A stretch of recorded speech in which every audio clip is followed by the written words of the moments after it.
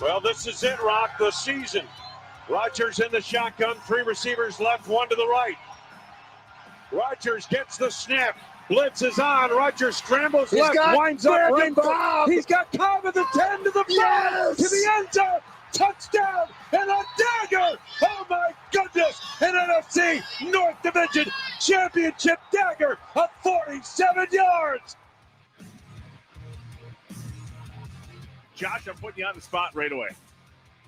Is that the greatest play in Packers-Bears history?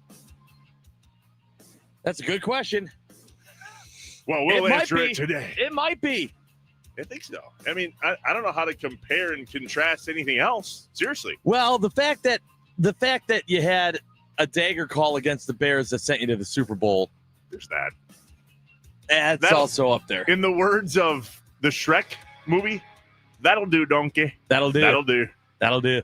What's up, Wisconsin? Ha ha! Happy Friday, Packers, Bears. Weekend is here. You know what? Like, Fridays are my day. There's so much to be excited about for the weekend. You a big fan of Fridays? I love me some Fridays. That's strange. Monday morning? Nah. I know some people love Mondays. Oh, there's so much to talk about from the weekend. Yeah, no. I like to have a good time on the weekends. Yeah. Mondays hurt. Yeah. I might be going to the game. I also might be sitting in a gym watching 8th grade basketball. Wow. So that's where we're at. Those are very different viewing opportunities. Inside Wisconsin Sports is on your radio statewide on the Wisconsin Sports Radio Network in Duluth, Superior, in Wausau, in Green Bay, in the Fox Valley, and in Milwaukee. Trevor Thomas, Josh Albrecht. Hi. I'm here in Green Bay. Josh is in Milwaukee, and we have a show for you. Packers. Then, the Giannis stuff still, I mean, I know I was out yesterday, and I'm not going to lie, I was kind of glad I was. Yeah. Yeah, it was, especially for you, it would have been fun. What does that mean, especially for you? Because you don't care about this stuff as much. Yeah, I had to get you involved to go, hey, welcome. Come have a seat. We have a nice seat here for you to watch some basketball. Is that what you're saying? Yeah, to watch some basketball. And you went, oh, no, thank you. Thank you. I appreciate the offer. No, thank you. And I went, oh, no, I'm sorry. There's this gentleman here, Giannis. You need to watch him. Exactly. And you went, all right. And you took a seat. And then all of this has happened since. And then? Mm-hmm. Yeah. I wasn't not watching the Bucks. I just wasn't watching the Bucks religiously. And I was this year. Meaning, I literally watching the game the other night, and I saw him go down, and I had missed a call from you earlier, and I'm like, all right, I think I'm going to call him back right now. And that's when the fight started. Not our fight, but your whole fight. Yeah. I've seen you do this in person, and I know that you're not going to be able to reenact it in real time right now. Okay. But when something in one of your sporting events that you're watching goes wrong, this is what Josh does. Oh, God. Oh, no. Oh, God. Oh, it's happening. Oh. And it's Can you redo it? I don't know that I can. Oh, you do it, though. Don't be in denial here, brother. I don't know. Brewers games? Oh, God. Here we go. Here we go. Okay. All right. Here we go. Nailed it. You're not happy with the way the media handled this Giannis stuff? I am not. Spill your beans. Nope. We'll talk about it in the morning mind dump at 7:02. Did you see the Brewers and their powder blues yesterday? Sure did. They are back-ish. Back-ish. Mm-hmm. Not so blue in the pant category. Blue in the jerseys. We'll take it. That's a step in the right direction. Yep. They're epic. They're iconic. We're going to talk with Sean Marefka. The senior. Say it again. Marefka with the F. Marefka. There you go. Yep. Senior Director, Retail and Restaurant Operations for the Brewers. Has a little bit to do with bringing those powder blues back. So we'll chat with Sean and get the inside scoop. At 6:30 this morning, joining us once again, the Green Bay Packers team physician, Dr. Mike Ryan. So, Josh, I reached out to Doc Ryan after Devontae Wyatt's injury. Mm-hmm. And I laid out the ground rules, which you and I both know are aplenty when it comes to talking about the health side of the Green Bay Packers. And I just simply asked him if he would come on to share with us no specific player information, no specific player injury information, but more about tell me what your staff, explain to us what happens when you're walking onto the field and you assess the situation there and it's a season-ending injury. Or you cart one off and you get them to the locker room and you find out there that it's a season-ending injury. I know that there's protocols in place for the big stuff, right? We've all seen the X go up by somebody on the field saying, hey, this is a now, I don't know all the hand signals, but I know this is a bad one. When they put up the X, no bueno. What happens behind the scenes? Great question. How does that work? And I see the human side of it too. How do you tell a grown man who's dedicated his entire life to being in this position and they just got a season-ending injury? So how does that work emotionally? Yeah. What happens? Yeah, those are way better questions than what I had for him, which was I have this rash on my back that I was curious if you could just think he can help with tell that. me what that is. We'll ask him what you said instead. That sounds okay. better. I got it. I got your back. Okay. I mean, do you? Maybe. Can you tell me? Okay. No, I don't. I'm good. Oh. Scratch it. Gross. I can't reach it. I can't reach it. Part of my back. Jordan Love is the Walter Payton Man of the Year nominee for the Green Bay Packers. We'll hear from Matt LaFleur on his thoughts on Jordan Love. It's a wee bit cold outside in Wisconsin, and specifically this weekend, I looked up the forecast. It is supposed to be 0-degree wind chill at kickoff-ish. Here's what I mean. That is. Thank you. Stay here for your meteorological things. I can't even say it. Meteorological? Not a future weatherman. Trevor Thomas. Too tall.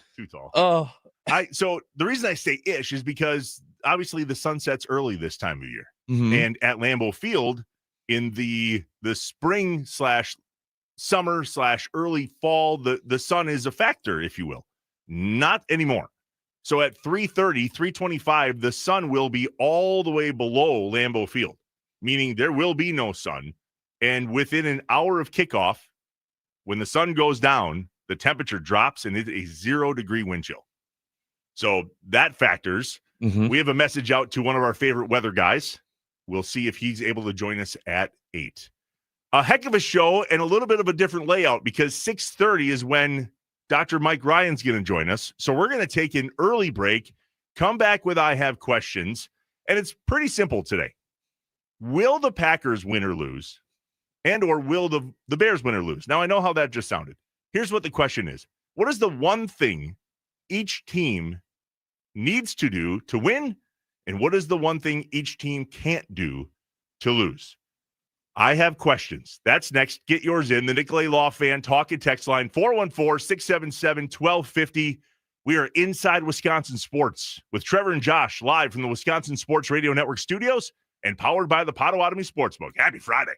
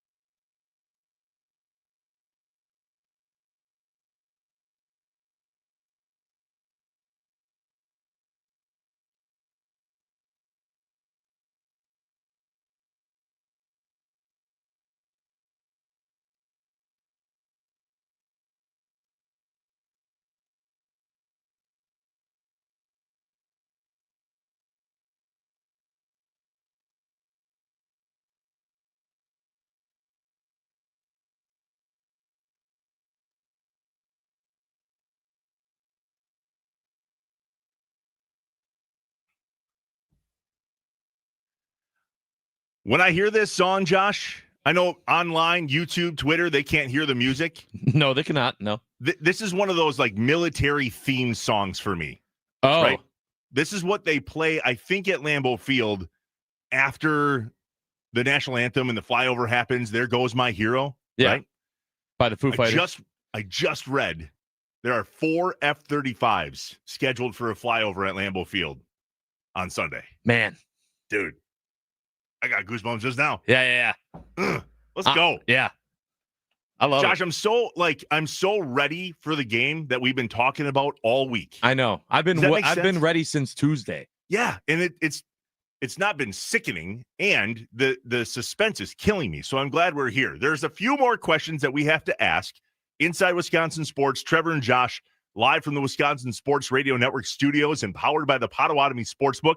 And so let's do that. I have questions. When things just don't add up, Trevor and Josh ask the hard questions or just point out how messed up stuff is. I only have one question. Can you fly this plane and land it? Surely you can't be serious. Do you view this season as a failure? You asked me the same question last year. What's the most important question the Badgers have to answer Saturday? This is a great question. Oh my God, this is a great question. It's time for I Have Questions on Inside Wisconsin Sports with Trevor and Josh. The Nicolay Law fan talk and text line 414-677-1250 already. It's going well in terms of, what we do at each time, each day. When we come in now in the morning and the text line just simply has questions. Yeah. Like, all right, boys, may or may not be able to listen at whenever you jump into I Have Questions, but I've got a couple. Here you go. Yeah, let me text this in. Josh, is there anything top of mind for you question-wise before we jump into Packers-Bears? No, I'm very excited to get into the questions that you teased before the break. So I want to hop in. One question, multiple answers. Why will the Packers win? And why will the Packers lose? Which are different than why will the Bears win and why will the Bears lose? Josh is on record for many a week now saying the only team that can beat the Packers is the Packers. The Packers. So in your opinion, Josh, if the Packers win, what is the one thing that they did that allowed them to win this game? They took advantage of opportunities and they didn't go soft. Well, that's two things. Okay. Well, I think that they work hand in hand though. Pick one. Okay, they took advantage of opportunities. And so when you say opportunities, you mean busted down defense, good blocking? Like, help me narrow that down. Yeah, I think that in every football game, there are moments where either it was that, there was a guy that was wide open and Love doesn't miss him. He sees him. Or, there was there's a chance to intercept the ball and he didn't just knock it down. They came down with it. Or a chance to hop on a fumble or not and let the Bears keep the ball. Those type of opportunities. Got it. Yep, that makes sense, especially against a team like the Bears, who, in my opinion, the only way they lose is if they don't get a takeaway. And so much to your opinion of the Packers are going to take advantage of the opportunities they're given, the opportunity to keep the ball is probably the most important one for a Packers loss, meaning if the Bears get these turnovers that they're so accustomed to getting, and some of the plays, if you just look back on the Bears season, some of the plays to have 26 takeaways on defense, they're insane. They're making opportunity, not necessarily just taking advantage of opportunity. It's true.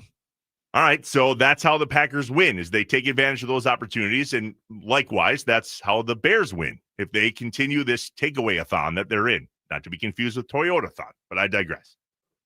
Josh, why will the Packers lose? And I have a feeling your answer has nothing to do with the Bears. No, it doesn't. It has everything to do with the Packers. If the Packers play stupid, and I know that's not very descriptive. Your analyzation this morning is just. But if you're a Packers fan, you've watched the season, you know exactly what I'm talking about. There have been way too many question marks after losses and even some wins of us going, what the hell was that? Totally. The last 2 weeks, we haven't seen that. We haven't seen those type of plays to where we're like, well, that's going to be the story tomorrow. What the hell was that? As long as the Packers put the right team out on the field, they have that right mindset, and they avoid those situations, they should win this game. If the Packers come out with the gonads they had in the last game, confidently, they win this game. I'm going to fight that one a little bit. Too risky? It worked. This is one of my big things. It worked against the Lions, but it doesn't always work.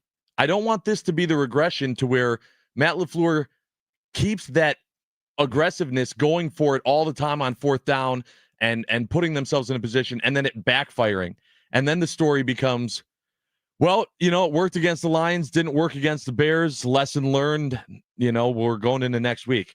I don't want that to be the case. I'm not saying that they should go soft, right? I did say I don't want them to go soft and be up by, 7 and then have it seem like they're just letting the Bears move down the field. But you also have to just be smart about it. Just be smart. Make sure it's the right time to be aggressive, right? That's the problem that Dan Campbell has, is that in his mind, every time is the right time to be aggressive. We need Matt LaFleur to be smarter. I think the Packers will lose this game if it's close. And a lot of people feel like it's going to be close. That's my number one concern from just being a fan and a fan standpoint is the Packers win games that they take advantage of those little opportunities, but they've kept every game close all season long, except for maybe the Vikings game. Mm-hmm. The Bears win close games. Those two don't line up well for the Packers so far. Hopefully this is a change in their pace. I think if the Packers lose, it's because their offense got scared. And I know that there's a difference between what we just talked about the Packers offense being massively high risk, high reward. I think if the Packers just lose their ability to be confident on offense, if we go run, pass, punt, or run, pass, punt, if we're not trying to go after a little bit of this and a little bit of that, and then a little bit of this and a little bit of that, I had to. Yeah. I didn't like the 3rd and 3 call on the 22 in the last game, and they went to the end zone. I was like, there's a lot of room left here. Right. All right, 4th down. Got it. We'll definitely go get the 1st down. Nope, back to the end zone. Now, to your point, that worked out. And I don't know if we can be that risky against a team that takes advantage of those opportunities, specifically in the takeaway category. I did not look if within their 26 takeaways, how many more takeaways they would have if they got it on a turnover on downs, because I know that that's not included in their takeaway number, but that's a turnover too. And I think if the Packers get into this weird rhythm of run, pass, punt, especially in their territory, or even in the red zone, that's when we're going to run into problems. Yep, I agree. Real quick, and then we got to get to break because we got Dr. Ryan. Actually, you know what? No, we're going to go to break now. Dr. Ryan's going to join us at 6:30. He just confirmed via text message. Justin from the Port, Ann, Jeff in Fox Point, all of the other ones that have amazing questions in the Nicolay Law Fan Talking text line, 414-677-1250. We will get to those in this show. Probably after Dr. Ryan, maybe before the most electrifying sound of the day. We're giving you the behind-the-scenes stuff. This is what happens when the guest goes, you know what? I got 6:30. To which we go, you know what? So do we. Works for us. Yep. We'll talk to you then. And so we will talk to him next. Dr. Mike Ryan, the Packers team physician, on what it's like when a Packer goes down with a season-ending injury. No specifics. We know better. We're live from the Wisconsin Sports Radio Network studios, powered by the Potawatomi Sportsbook, inside Wisconsin Sports with Trevor and Josh. Stay here.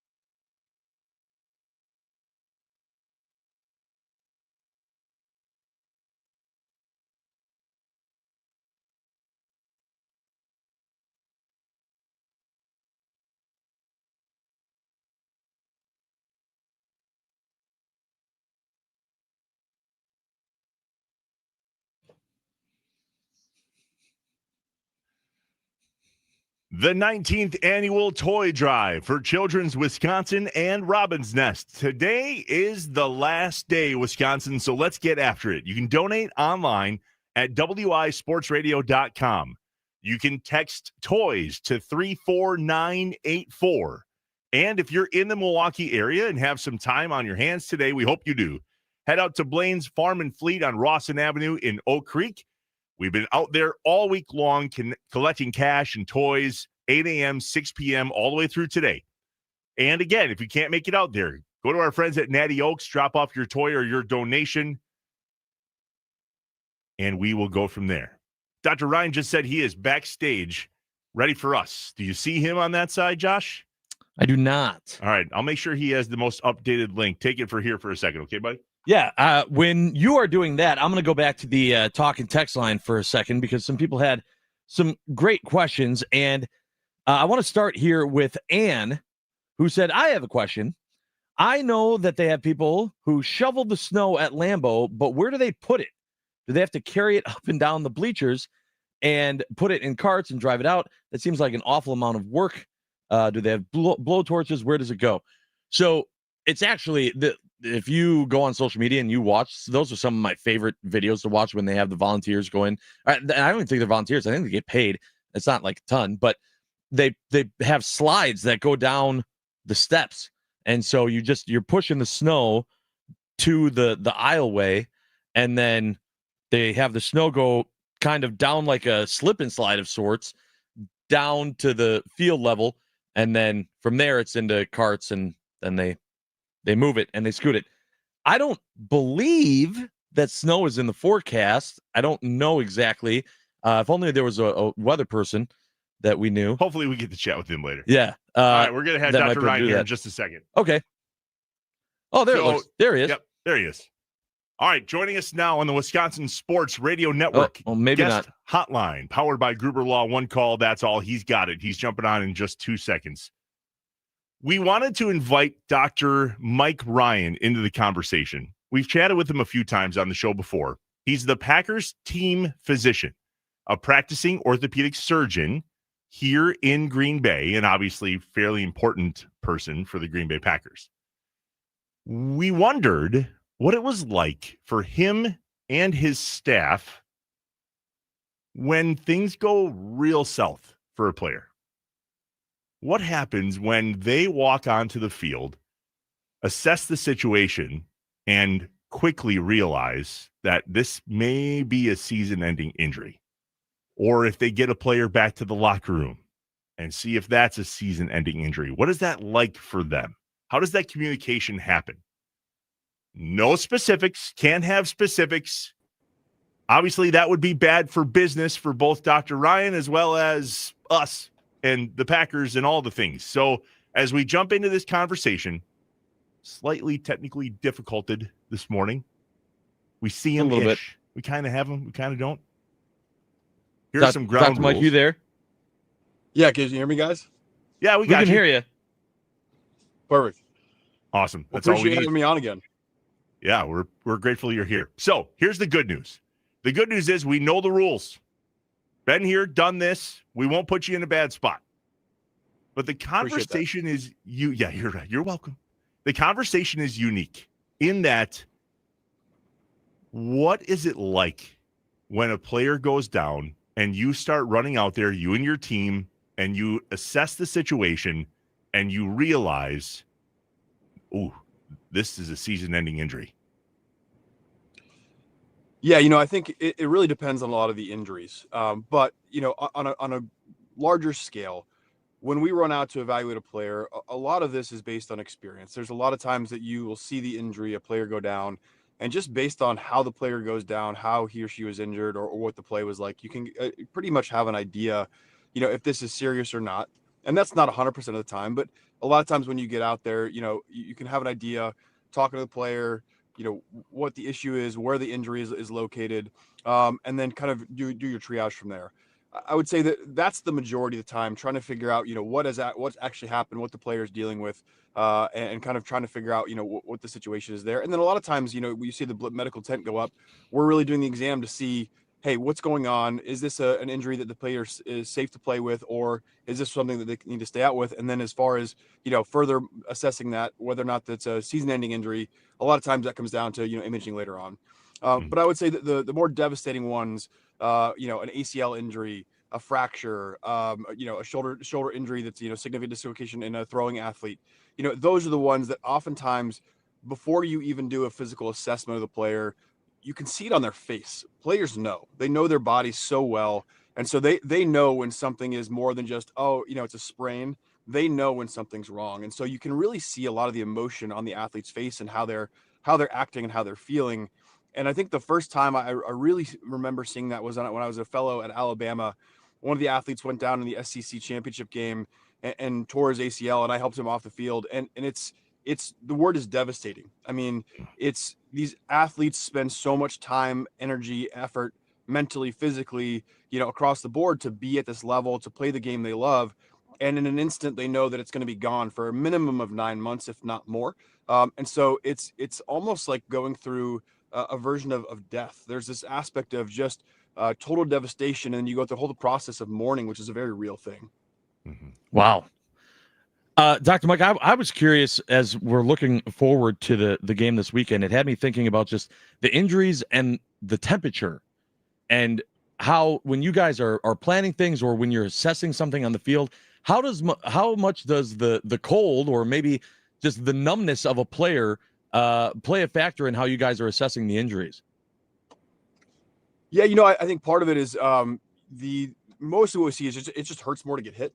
I don't think there's really a lot of sort of data behind it. If it's colder, you have a higher rate of X type of injury. But I think part of it's also just players being on. It's a little easier to stay warm and loose on the sidelines when it's not 5 degrees out versus it's freezing. Guys are on the bench trying to stay warm, not moving as much. So it's the soft tissue stuff that you kind of look out for there. But it's not one of those where you have a dramatically increased rate of season-ending injuries just because it's cold. It's just not fun to play in across the board because it hurts more.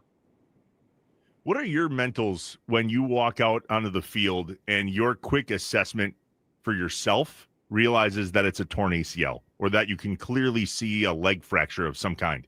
I know that that's what you're trained to do, but in that moment, when you come up on an athlete, whether at the college level or the pro level, and it is in your best judgment that this is going to be their season, how do you process that?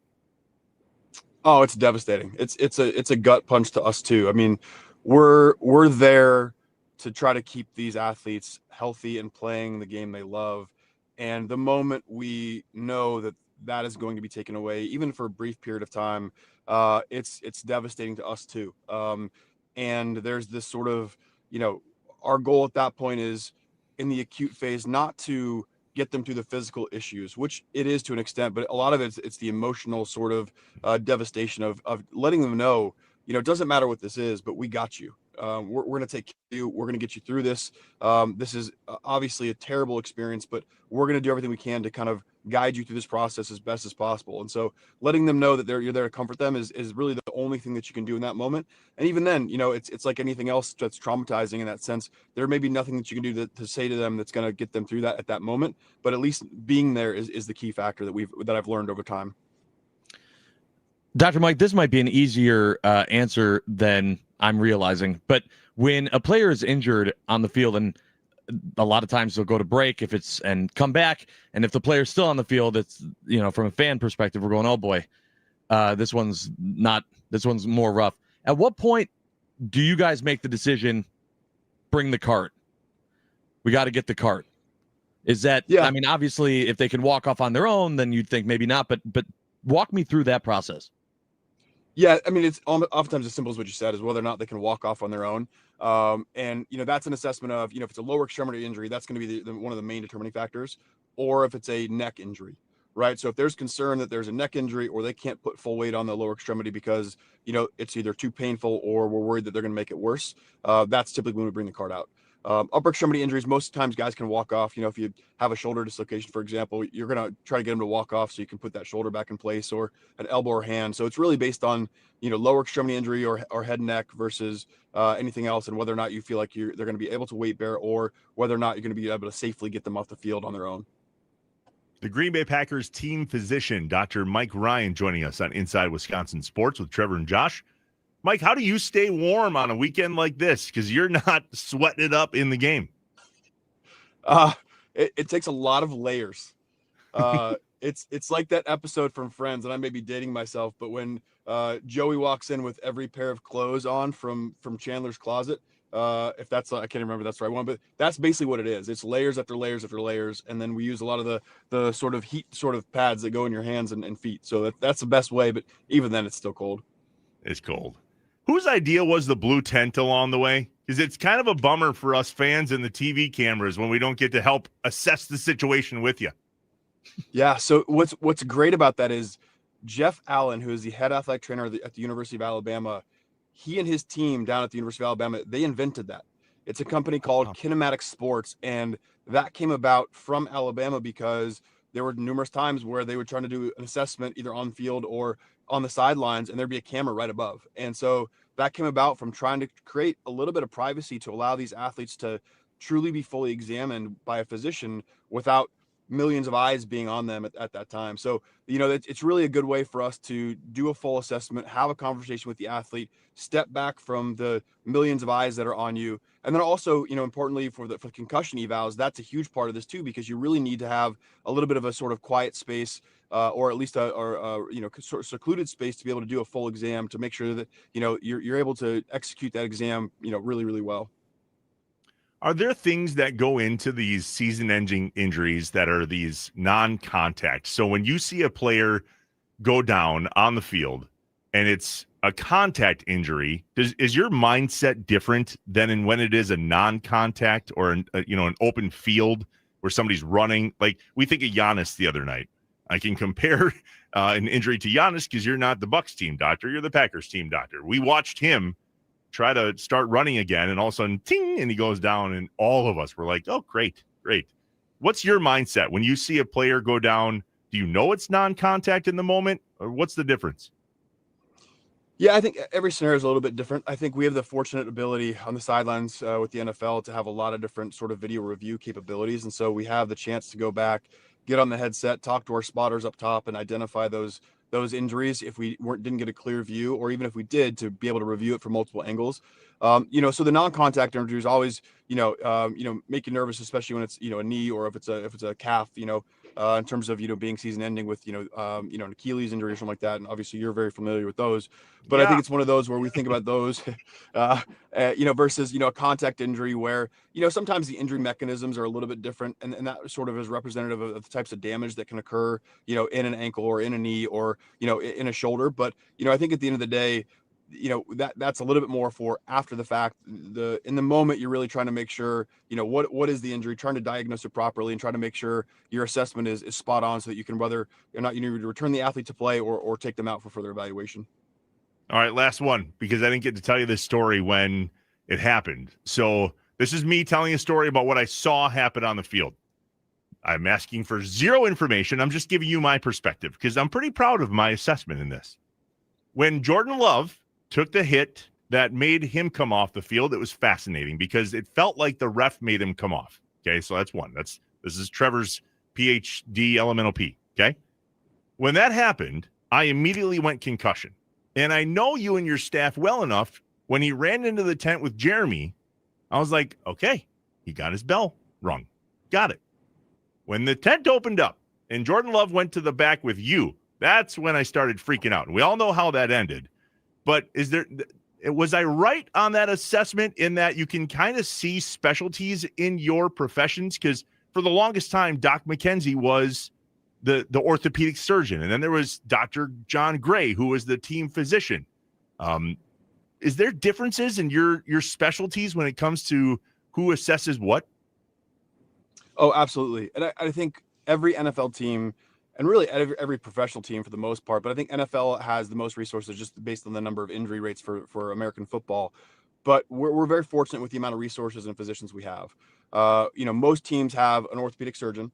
Oftentimes we'll have a specialist, whether that's foot and ankle or a hand and upper extremity specialist, a neurosurgeon, all on the sidelines. And then we also have medical physicians. So physicians that are there to evaluate for concussions as well as medical issues, whether it's an abdominal injury, a rib injury, a chest injury. And then we have physicians that are specially trained in trauma and emergency medicine, such that if, God forbid, there's another sort of time when there's a cardiac arrest, such as the Damar Hamlin event, we really have all bases covered. And I think it's vital that we have the resources across the board to address any potential medical issue for a player or a staff member or a referee or anyone that's on the field, that we can do that comprehensively. And we're very fortunate, at the Packers to have all the resources, but really across the NFL, most teams have that to make sure that they can address any potential issue. Love it. He's the best. We love when he jumps on with us. The Packers team physician, Dr. Mike Ryan, joining us here on the Wisconsin Sports Radio Network guest hotline, powered by Gruber Law. One call, that's all. Mike, I love you. I'm grateful for you, and I hope you are the most irrelevant person in the NFL between now and the end of the season. You and I both. I appreciate that, guys. Thanks for having me on again. Chat with you soon, Thanks, bud. Mike. I love that inside scoop stuff. Yeah. It's just, I don't know, man. A lot of sports talk is X's and O's, deep dives. What are they going to do with the rush? What's the pass? I watch sports different, and I see those things, and I notice that, and I'm going, I have questions about that. And we know, by the way, you have questions that we're going to get to. But first, the most electrifying sound of the day is next. And this one might surprise you a little bit. It has nothing to do with us.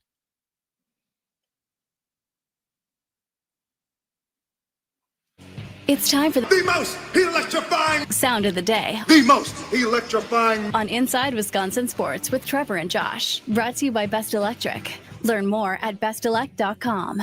Don't stress. Connect with the best. 3-3. Deep drop. Preston, look out! He's in trouble. Did he get out of the end zone? That's Jack Campbell who takes care of him. Where will they have the forward progress? It's going to be a safety. The line judge comes in. Very, very close. The quarterback was contacted by the defender. The entire football was out of the end zone. Therefore, it is not a safety. It's fourth down. Well,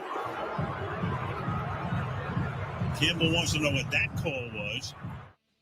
And that is the most electrifying sound of the day, brought to you by our friends at Best Electric. Remember, no job is too big or too small for Best Electric.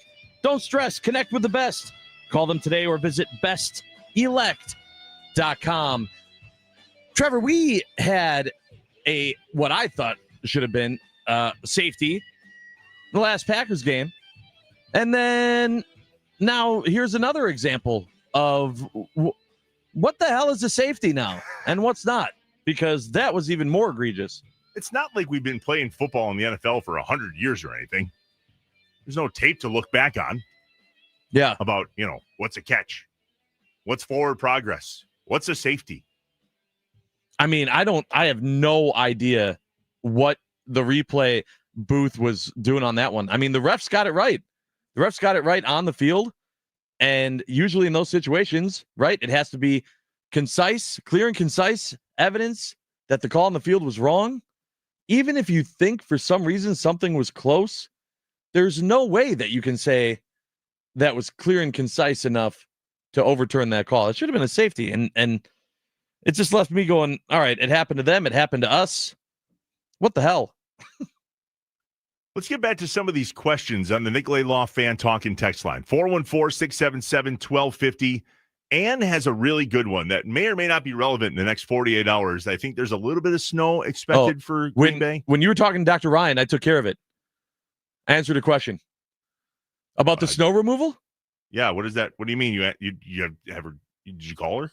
No. You said, Josh, take it for a minute. And I read Ann's question. Got it. Thanks. Wasn't listening. Yeah. We're trying to put out the fire with Dr. Ryan. Appreciate that. Yeah. Okay. Is there another question that you saw on there, Josh, that is relative to the wrap-up of I Have Questions, knowing that our first hour is a little janky this morning, making sure that we had the time for Dr. Ryan? Yeah, maybe, a lot of people, and I was curious too, have you talked to our friend Doug Gottlieb? Next question. Okay. I did. Okay. All right. I was hoping not to talk about it, but they saw it. You all saw it. GB lost a really, really tough one. My family and I were there. By the way, that was the first time I sat in the stands with my youngest son since he was 7 years old. Yeah. That's nuts. We talked about that on the way home from the game last night. I was the PA guy there for 7+ seasons. Different perspective. It's wild. It's amazing how much they pay attention. My oldest was not in a good mood after that one. Yeah, they lost a really tough game. They were up by, I think, 11 with 2 minutes and 22 seconds left, 2-2-2. And they blew it. And Mr. Gottlieb, Doug, some call him, Yep, was quite upset. Yeah, he was not happy. He didn't throw the chair onto the court. Nope, it was not straight, Mr. Knight. And it wasn't a chair from the sideline. Mm-mm. It was simply a desk chair, it looked like, in the tunnel on the way to the locker room. Yeah. I got nothing. Man, I don't know. Here's the best part. So I'm here in Green Bay. I was at the game last night, Josh, and it was really, really fun to watch because Green Bay has a basketball team. Hopefully they can flush this one and move on, because a loss like that is something that sticks with you and it's hard to get off. You know what I mean? I just have to point out who the opponent was. After the story we heard that you told everyone on Wednesday, when 2 days ago, when we had him on the show, and how his whole Happy Wednesday, the whole Happy Wednesday thing you do with him. He tweeted at us too. Did you see that? No. Oh, what did he say? Yeah, he go pull up his Twitter real quick. This is worth it. I'd give you 10 seconds. I can ramble. So Doug Gottlieb and I, along with Josh, along for the ride on this one, have a bet that he will break more than 1.5 clipboards. It was against Robert Morris last year at the Resch Center when the first of many whiteboard incidents happened, but the whiteboard incident happened last year against Robert Morris, where that clipboard that he uses, or the marker board, it was gone. Mm-hmm. No more clipboard. So Doug, as you're seeing right now, Josh, tweeted a picture and said it's been 301 days since the whiteboard incident. Josh, you were about to say he didn't break a whiteboard, but he didn't break a whiteboard, but it was close, and it happened against the same opponent that you said, you're going to face Robert Morris. The last time, wasn't that loss to them? Yeah. Kind of how you got the Happy Wednesday whole moniker? There was no drinks last night. I went into the presser. So this is the best part about my fandom and our job. I have a press pass, a media pass. I was grateful to UWGB for putting one aside for me for the season. I put that in my pocket and I sat in the stands, and I was a fan, and I'm unapologetically a very biased person in the media, which we're going to get to a lot in the next segment in the Morning Mind Dump. So I'm a fan. I'm sitting with my family, my boys, my wife, cheering, excited. Up 11, man, with like less than 3 minutes left. This is happening. Holy crap. Mm-hmm. Not so much. And then I'm like, crap. Now I got to pull this stupid media thing out of my pocket and go and ask questions about what just happened. And you can look this up. I've never seen a grown man foam at the mouth before. Dude was hot. Yeah. Like I'm not saying he was rabid, but it was, man, it's a really tough loss for a guy, if I may, that went through what they went through last year. Then you come out in your first Horizon League game of the year when UW Milwaukee is picked to win the Horizon League this year. Mm-hmm. Robert Morris won the regular season and the tournament last year. Mm-hmm. They're the team to beat. It's the first game, thanks to my son for those statistics. And you have an 11-point lead with 2 minutes plus left. And you blow it. Jeff from Luxembourg on the Nicolay Law Fan Talking text line. Must have been there. He goes, you guys had to bring up the UWGB game, didn't you? Brutal meltdown. That's the problem. It legit, Josh, was a meltdown. Yeah. And he knows it. Doug knows it. Yeah. Doug was not well after the game. I mean, usually Doug and I will walk out of the press room together. I'll chat with him for a little bit one-on-one as he's on his way back to the locker room. And last night it was, see ya, bud. And he walked through a door that I've never seen him walk through before. I have no idea what's over there. Hopefully he's good this morning. Boy, it's tough. All right, the Morning Mind Dump is next. What do you got to get off your chest? Let's do it now. You're Inside Wisconsin Sports with Trevor and Josh, live from the Wisconsin Sports Radio Network studios, powered by the Potawatomi Sportsbook.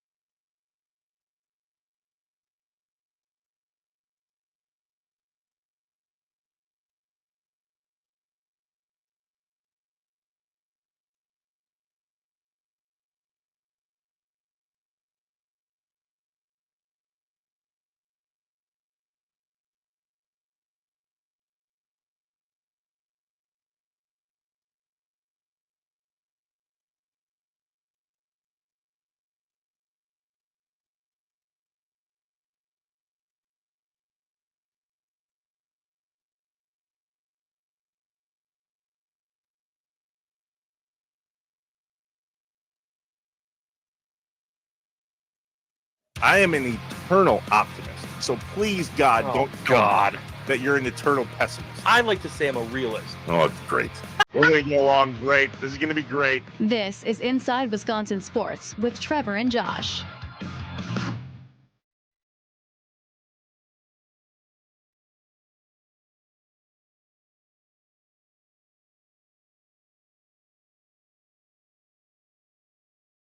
Well, this is it, Rock, the season. Rodgers in the shotgun, 3 receivers left, 1 to the right. Rodgers gets the snap. Blitz is on. Rodgers scrambles left, winds up Rainbow. He's got Cobb at the 10 to the 5 to the end zone. Touchdown and a dagger. Oh, my goodness. An NFC North Division Championship dagger of 47 yards. Wayne Larry McCarron, the Packers Radio Network, and possibly one of the greatest plays, if not the greatest play, in the Packers-Bears rivalry. Aaron Rodgers, Randall Cobb. Is that who it was to? It was number 18. I thought it was his brother. His brother Brandon. John Kuhn on the block. Yeah, listen, I was also just screaming my head off excited. I'm not sure I would have gotten that right either. Yeah, it's not his fault that he just... That's the Brett Cobb! Yeah. What's up, Wisconsin? Happy Friday. Inside Wisconsin Sports. Trevor Thomas, Josh Albrecht. Hi. Live from the Wisconsin Sports Radio Network studios, powered by the Potawatomi Sportsbook. Our thanks to the Packers team physician, Dr. Mike Ryan, for joining us at 6:30, about a half an hour ago. I'm sure that we're going to do our best to clip up some of those answers, Josh, and get them out to the socials. Dr. Ryan's video wasn't on the YouTube and Twitter side of things where you can watch and participate with us live there. You can also chime in on the Nicolay Law Fan Talk and Text line, 414-677-1250. I know how you feel, but this is all radio first. Yeah. There are 1,000% more people listening to us on the radio right now across the state of Wisconsin than they are watching us on YouTube and or Twitter. Although, boy, do we got some people watching us on YouTube and Twitter. Yeah, which we do appreciate. And if for some reason you don't want to just listen to it there, and you can always podcast the show. The show is available on podcast at wisportsradio.com as well as soon as the show's done. Speaking of podcasts, if you open up a podcast platform and type in Inside Wisconsin, you'll see 2. One's the Inside Wisconsin podcast that I do every other week, although there's changes coming to that. Stay tuned. And if you type in Inside Wisconsin Sports, you'll see this very show in podcast form wherever you listen to podcasts. That's right. Okay. Yeah. It's a Friday edition of a more. Yeah. Stretch it out, Josh. Oh, this is going to be a doozy. Well, you got something up your sleeve and you don't wear sleeves. Here we go. Time for the morning wind up. I have voices in my head. They counsel me. They understand. They talk to me. The coffee is kicked in. We're awake and ready to roll. Let's get some things off our chest and out of our heads. You don't know what it's like to be me out here for you. It is an up at dawn, pride-swallowing siege that I will never fully tell you about, okay? I'm as mad as hell, and I'm not gonna take this anymore! I'm in a glass case of emotion! What we've got here is failure to communicate. We've got no food, we've got no jobs, our pets' heads are falling off! It's time for the Morning Mind Dump on Inside Wisconsin Sports with Trevor and Josh. The Nicolay Law Fan Talk and Text line, 414-677-1250. What are your thoughts, comments, concerns, questions? What do you got to get off your chest on this beautiful Friday in the state of Wisconsin? A little bit of snow for some of us this weekend, big Packers-Bears game, and a little bit of news. You ever seen Hamilton, Josh? No. Man, you got to watch that because I would like to make a lot of Hamilton references, but right now you're not going to get them. Yeah, sorry. So would you get on that, please? Yeah, I'll add it to the list. There was a moment yesterday when I realized what I missed by not being here yesterday morning, and it was a lot of things Giannis. And then yesterday happened, and Josh said, I'm going to need a minute during the morning mind dump tomorrow morning. You're rocking back and forth. I recognize that thing very well. So, my friend, I'll chime in, but dump away. Okay, thank you. All right, so yesterday on the show, we broke down the whole Giannis saga, how it started from the scrubbing of the social media all the way through Giannis's injury and everything that happened in between. For that. Okay, so 2 days ago, Brian Windhorst, not my favorite guy, okay? Have no problem admitting it. He is on ESPN Cleveland, and he said the following. The Bucks called the Knicks and asked for an offer for Giannis. Okay. Because Giannis said, I want to be a Knick. So people are like, oh my God, he deleted a photo from May where he had a Bucks logo. Guys, he asked to be traded already. Yeah. So when's it going to happen? Okay. Did you hear that? Yeah. He said what? He asked to be traded already. That's what I heard him say. Yep. He had already asked to be traded. That was what he was reporting for some time, right? Shams too, but this is Windhorst. Yeah, yeah. And he said it like, no one's listening to me. Mm-hmm. He said he wanted to be traded. Yeah, making us feel stupid for being worried about him deleting a picture or whatever. Mm-hmm. Okay. Mm-hmm. Right. And then Doc Rivers, the coach of the Bucks, talked before the game against the Pistons. And he said, so here we go again. There's been no conversations. I want to make it clear just I would say one more time, but for the 50th time, it clearly is not getting to one network for sure. Giannis has never asked to be traded, ever. I can't make that more clear. Oh, that's pretty blunt in being the complete opposite of what Brian Windhorst said. Brian Windhorst said he asked to be traded. Doc Rivers, he has never been asked. He has never asked to be traded. In that moment, though, what would let's just hypothetically say Giannis did ask to be traded. Doc isn't coming out and saying that then at that point anyway. Sure, but he's not definitively saying he has never been that. And this was the big conversation because a lot of people were like, well, what did you want him to say? And I'm like, are you acting like there's not a way out of that question for a professional head coach? They do it all the time. Mm-hmm. They say, listen, the things that happen off the court can't be my concern. I've got to focus. We have a game tonight. I got to focus on making sure our team is in the best position to win. The Pistons are an incredible team. The record shows that. And we're focusing on Detroit tonight. Boom. Easy, simple, done. Not what he did at all. He said, for the 27th time, 50th time, I'm sure no one's going to listen. I'm still going to say it. Giannis has never asked for a trade. And the amount of people that went, Doc's lying. And I went, I'm not saying that he isn't, but man, everyone's quick to jump on it. Fast forward to yesterday, same Brian Windhorst is on the Rich Eisen show. Rich Eisen asks him about what's going on with Giannis. I can understand why it's frustrating. You know, you heard Doc Rivers' comments last night, and I can understand why he's frustrated.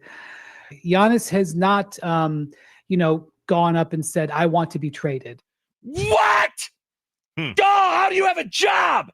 Giannis has just expressed frustration, and his agent has had to be sort of the guy behind the scenes that has talked about stuff. And so I understand that what people want is, does he want to be traded or not? It's a simple yes or no question that doesn't have a simple answer because he's elected to sort of try to go through the process without having a firm decision. He's just not thrilled with where they are, but he doesn't know if he wants to go forward. So did Giannis come and look anybody in the eye and say, trade me to the Knicks? No, he didn't. But those talks took place because that was on the table. The Bucks know that they're in trouble with Giannis. They know that they're pushing it. And so the question really is now, will Giannis cross the Rubicon in the line and say, trade me? I don't know the answer to that. Mm-hmm. But I do know, and Shams has reported on this for months, that it's something that Giannis is very much considering. And I know that that's frustrating to hear that gray area, but that's just where it is. Wow, that's a very different tone, report, everything than you had with your sassy, confident, I don't know why everyone's surprised. He asked for a trade. That's the worst part of this for me, is this walking backwards stuff. Yeah. They come out on the air and say all the things to get all the tweets and all the clicks. And I'm not, listen, this isn't not pause. This is not across the board in the media spectrum, on air, online, on social media. Not everybody runs this way. And in a world where if you're not first, you're last, apparently the idea of being wrong or not having your ducks in a row doesn't matter anymore. After he said he has never come out and say, I want to be traded, not only did I just scream for about 3 minutes straight, but then he goes on to say, yeah, Giannis isn't happy right now. You know who else isn't happy right now? The Milwaukee Bucks.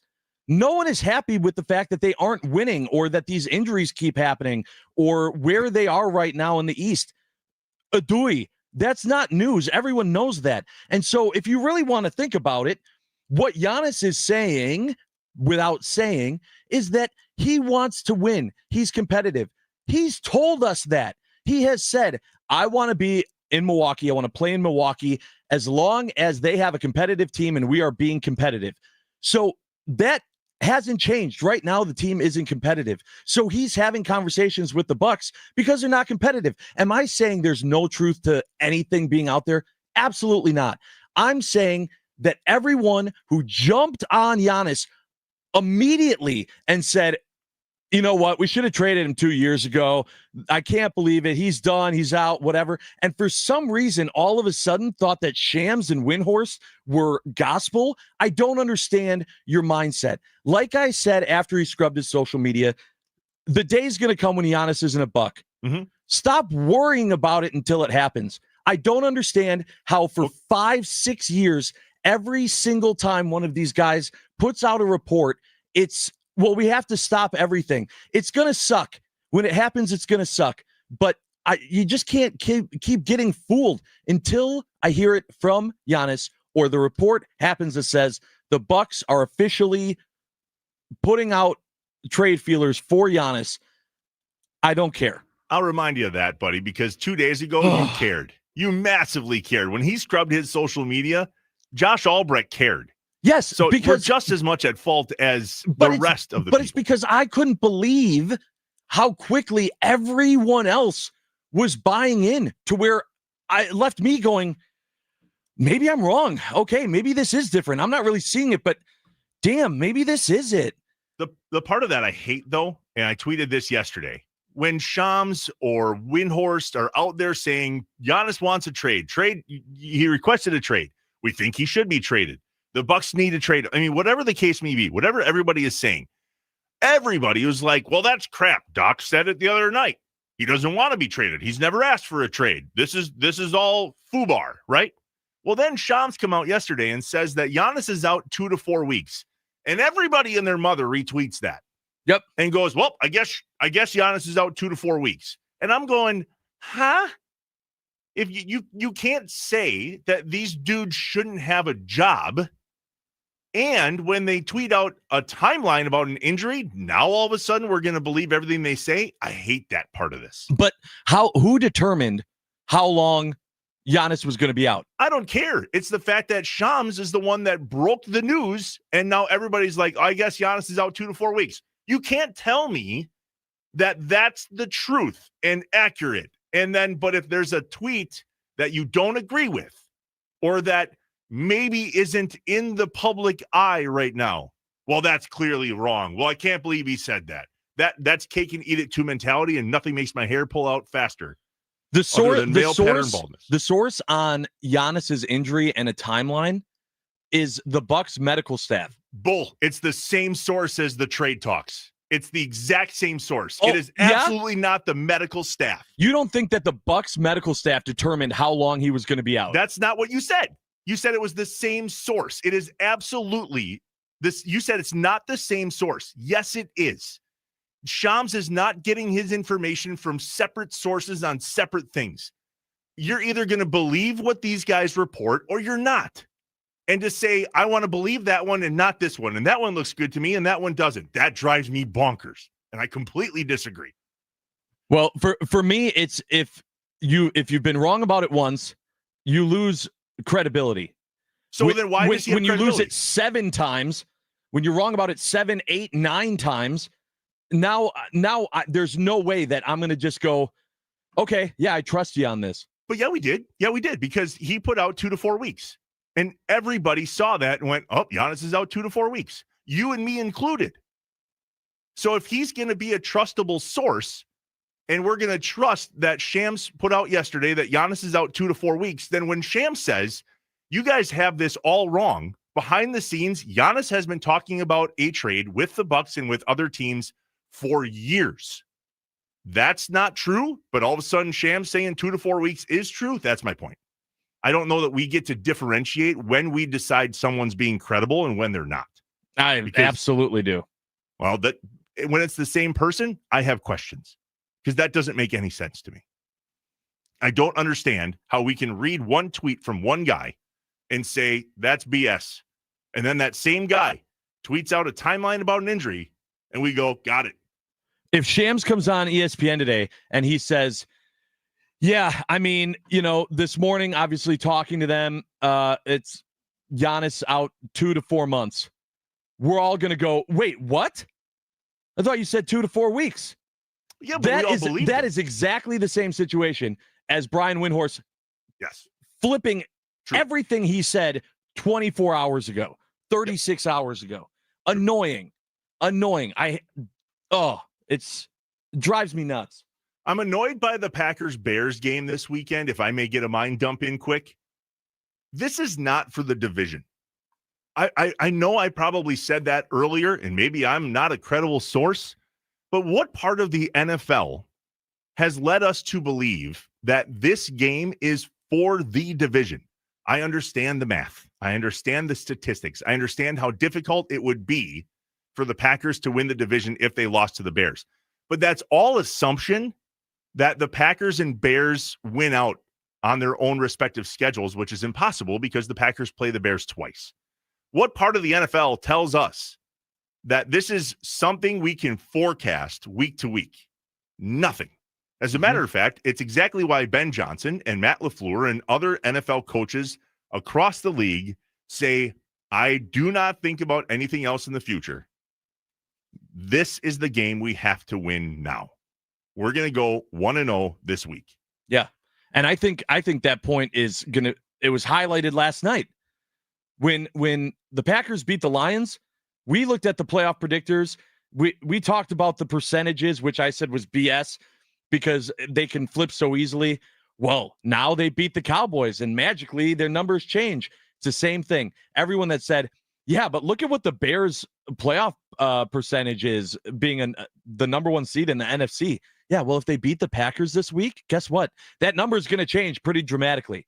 That's why this game's important. Everything, it's a 1 week at a time league. Everything changes week to week. And so watching this game this weekend and saying whether the Packers win or lose, that was for the division. I understand where that mindset comes from. I understand the math. I do not understand that we would be able to hang our hat on, whoop, there it goes. Because I can just hear us in the next week or two. Oh, great, we lost. It's over. Yep. Or maybe the Bears might lose again. Or maybe we beat them when we see them in 3 weeks. I'm not saying we're not going to win this weekend. I'm just saying let's put the stock in this game. And I've read all the articles. Josh, you have too. We exactly know what's at stake in terms of rankings and positions, and Packers control their own destiny along with a little help from the Rams. All of that's true. And let's just win this week. And so the rest of this show, when we talk Packers and Bears, is going to be how do we win this week?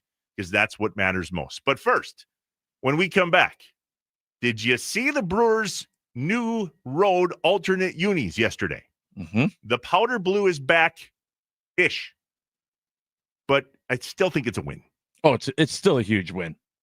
Sean Marefka, the Senior Director of Retail and Restaurant Operations for the Milwaukee Brewers, joins us next to talk a little powder blue. Where did it come from?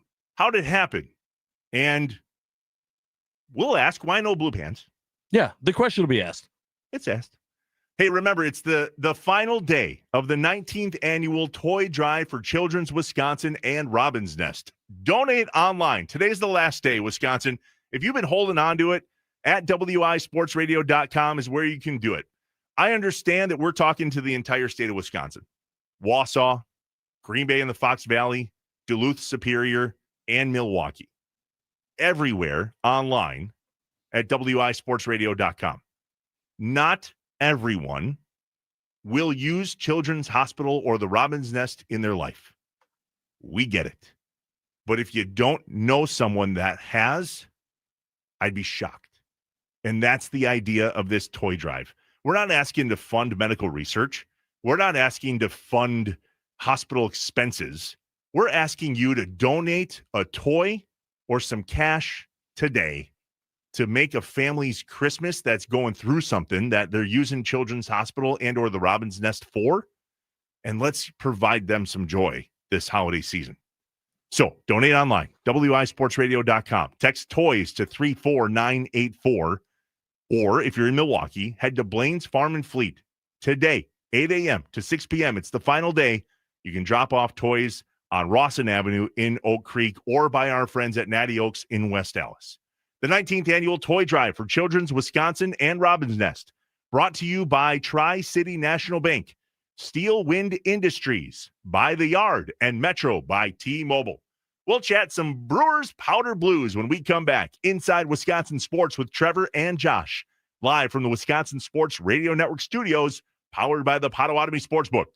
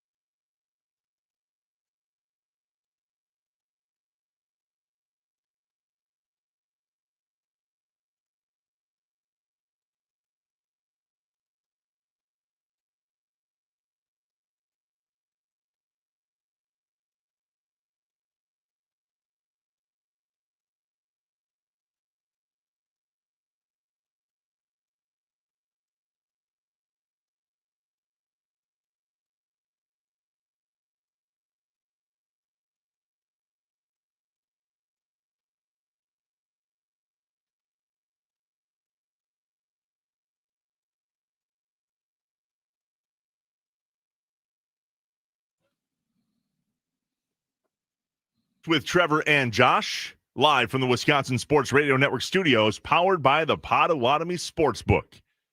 Josh, before we jump in with Sean Marefka, the Senior Director, Retail and Restaurant Operations of the Milwaukee Brewers, we're talking all things Powder Blues.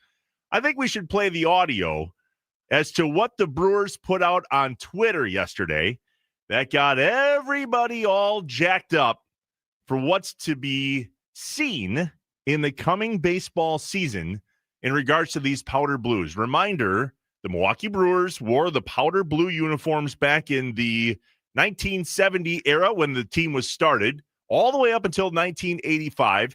Then they switched away from the powder blues to go on the road with a gray uniform in 86.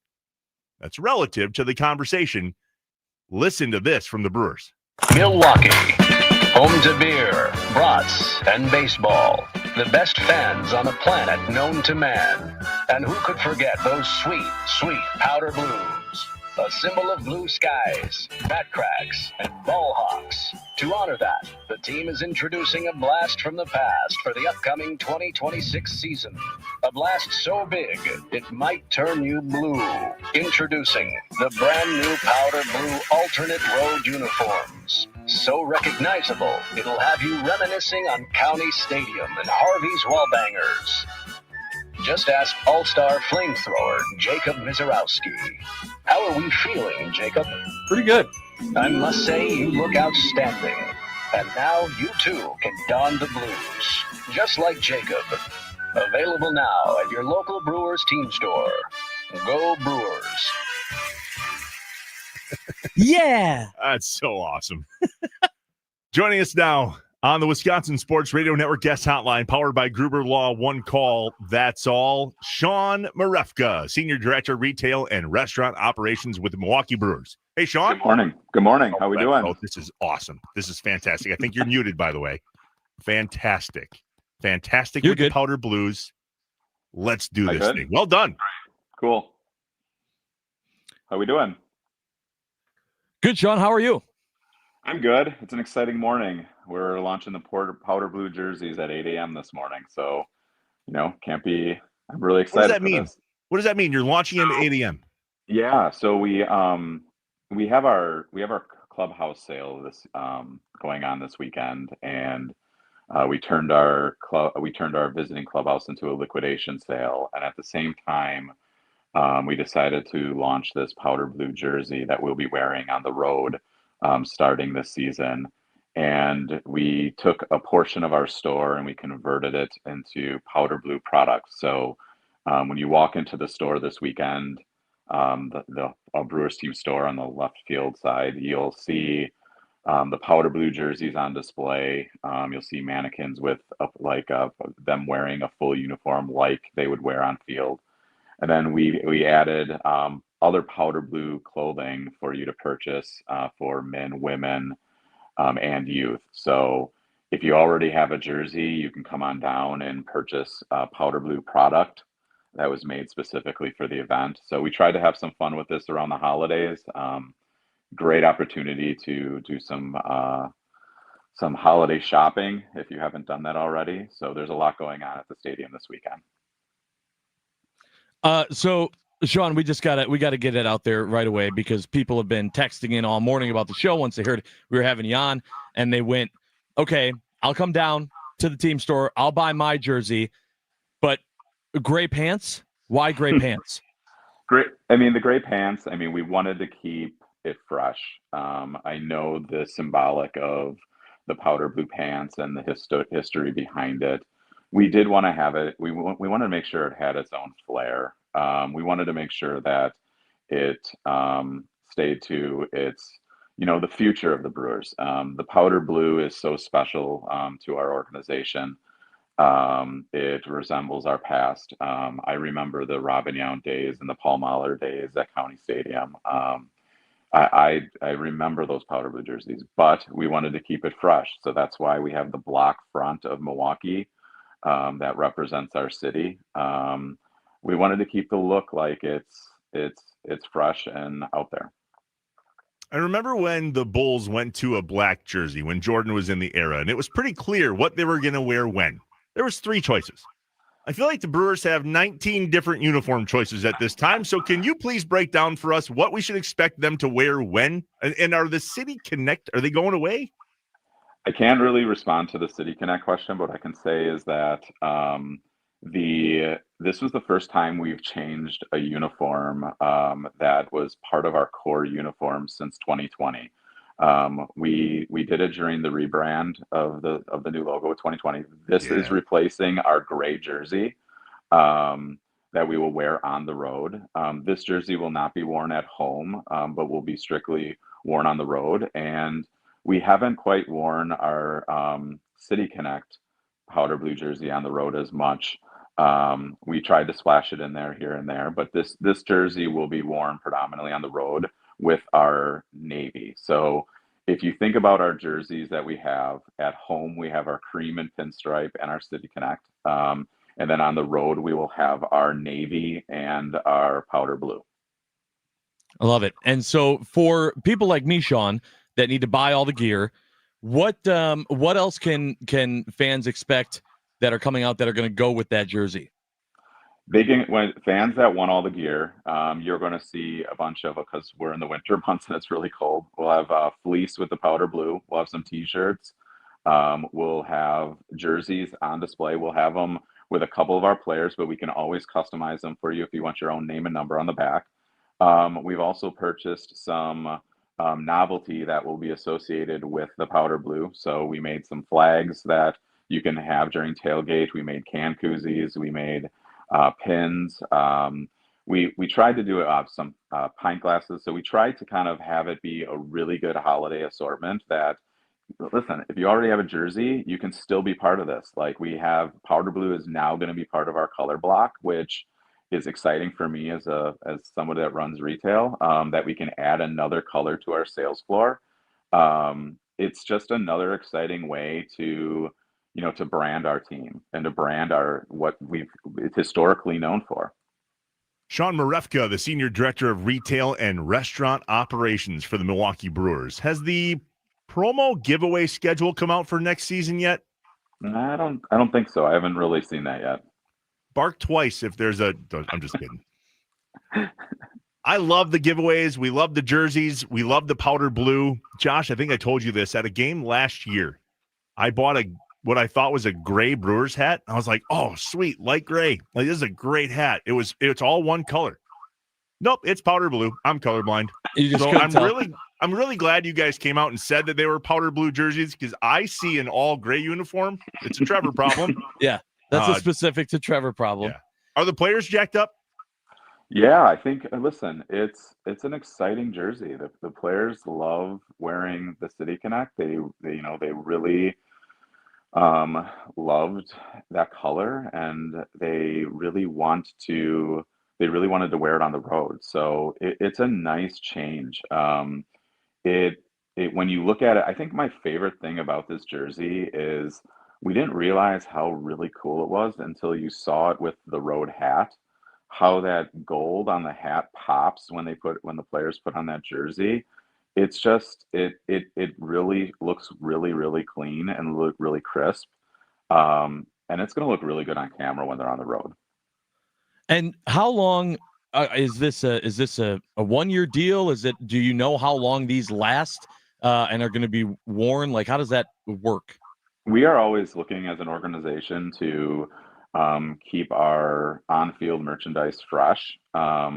This is, I mean, right now this has no end life unless we want to update it or make some changes to it. I can tell you that our gray jersey was not our best performing jersey, and with having some navy and the responses that we've been getting with the City Connect, it was easy for us to make this adjustment. Awesome. When you say performing, do you mean winning and losing in the jersey, or sales? Oh, no. I'm not saying winning or losing. I'm saying sales. Like, we're always monitoring our sales. We have a great team over at the Brewers that analyzes everything and like my team looks into the sales and the trends and everything that's been going on. Our powder blue, the color that has been brought in, is phenomenally done really well for us. And when you look at it with what our fans are talking about, even on social media today, they're talking about how much they love that powder blue from the past. I mean, let's be real, like everybody remembers it from the 80s. So where I know some people will critique the fact that we didn't do the old one, I think keeping it fresh is very important as well. I was looking it up. I know there is actually a Twitter account, by the way, that goes through the season and keeps track of how many wins and losses the team has had wearing each jersey. So I'll find that eventually, but I was interested to see how that goes. So Sean, tell us anything else that we should be preparing for, anything new that's going to be coming out in the next couple months leading up to the season. I wouldn't say new coming out, but I would say that this jersey is going to be debuted at spring training. They'll be wearing it there. So that'll be the first time that if you're heading down to spring training, you'll see them wearing that on field when they're on the road. I will say that this weekend we have our holiday Christmas sale where you can come on down to American Family Field and shop. We have savings up to 80% off in our visiting clubhouse. And if you really just want to come on down and buy a jersey, we also have Santa Bernie coming to the store. So you have a meet and greet with Bernie and get a picture taken with him. So we have a lot of exciting things going on at the stadium this weekend for, to launch this powder blue jersey and also have our holiday sale. So about 14 years ago, last one, and then we'll let you go, Sean. 14 years ago, I landed this, I don't know, the material back then was different. It was a quarter zip jacket from Miller Lite. And it had a Miller Lite logo on the left and a Brewers embroidered ball and glove jersey or, logo on the chest. Good looking quarter zip. It was. However, and this is not something that you had in your retail store. Let me preface all of that. Okay. This thing didn't breathe ever. No matter where I wore it, how I wore it, it was a sweat-a-thon underneath this quarter zip. And we as in my wife and I, could not get the stench that came along with it when you sweated in it. It was over, right? And so I wore this to one of the Brewers playoff games. But I had the entire time in my head, I'm going to go get a nice Brewers hoodie. I had not had a nice Brewers hoodie. I have lots of Brewers stuff. And if I could buy a jersey and keep the player on the team, that'd be great, but I digress.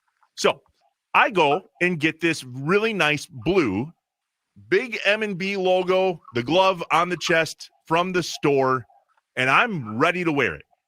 And I grab it, and I take off my old, dingy, smelly quarter zip that doesn't breathe, and I put it right in the garbage can. I'd held onto that thing for too long, okay? Very happy to have this new hoodie. My guy Josh here is still beside himself that I threw this thing into the garbage. It stunk. Would you please tell him to leave me alone? Knowing Josh for so long, he probably has the 2008 playoff T-shirt still in his closet. So does not surprise me. I think Josh needs to relax a little bit sometimes on the merch, but hey, that's my guy. That's my guy. Like, so he's my guy. So like, he'll come down and I'll be in a meeting and he'll be calling me or texting me like, hey, I need all the merch, but that's his MO. Everyone should buy all the gear and you shouldn't throw it away. I am a lot like you though. Like, I just can't hold on to stuff for long periods of time. When something is done, it's done, and it leaves my closet and goes to Goodwill. So for all you vintage shoppers out there, go to Goodwill. Oh, it goes to Goodwill. Not taking stinky stuff to Goodwill. Oh, it goes to Goodwill. You mean you don't just immediately, wherever you are, find the nearest garbage can? Here, Goodwill, take this thing that reeks to high heaven. Have a great time. Hope you get $20 for it. That's not how this works. Oh, I'm just walking down the sidewalk downtown Milwaukee. I don't want this anymore. I'll just throw it in the trash.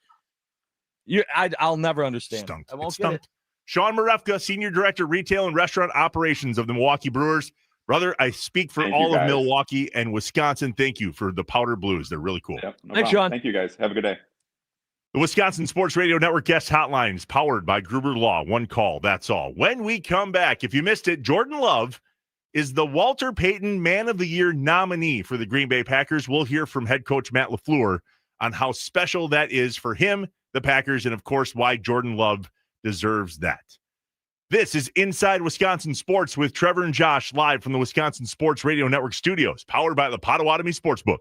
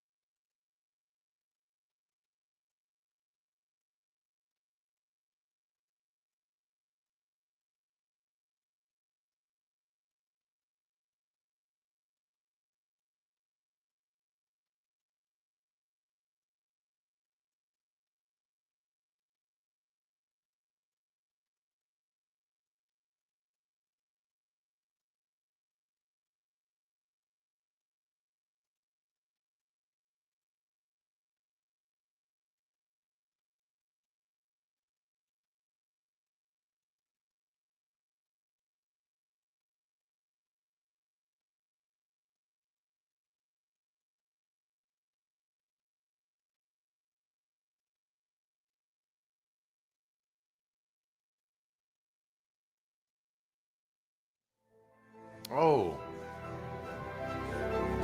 Hello. Since you're doing such good reading, can you read this out loud for me? Oh, wow. How you doing? What a surprise this is. Read it out loud. Congratulations. You're the Green Bay Packers nominee for the 2025 Walter Payton Man of the Year. Wow. Wow.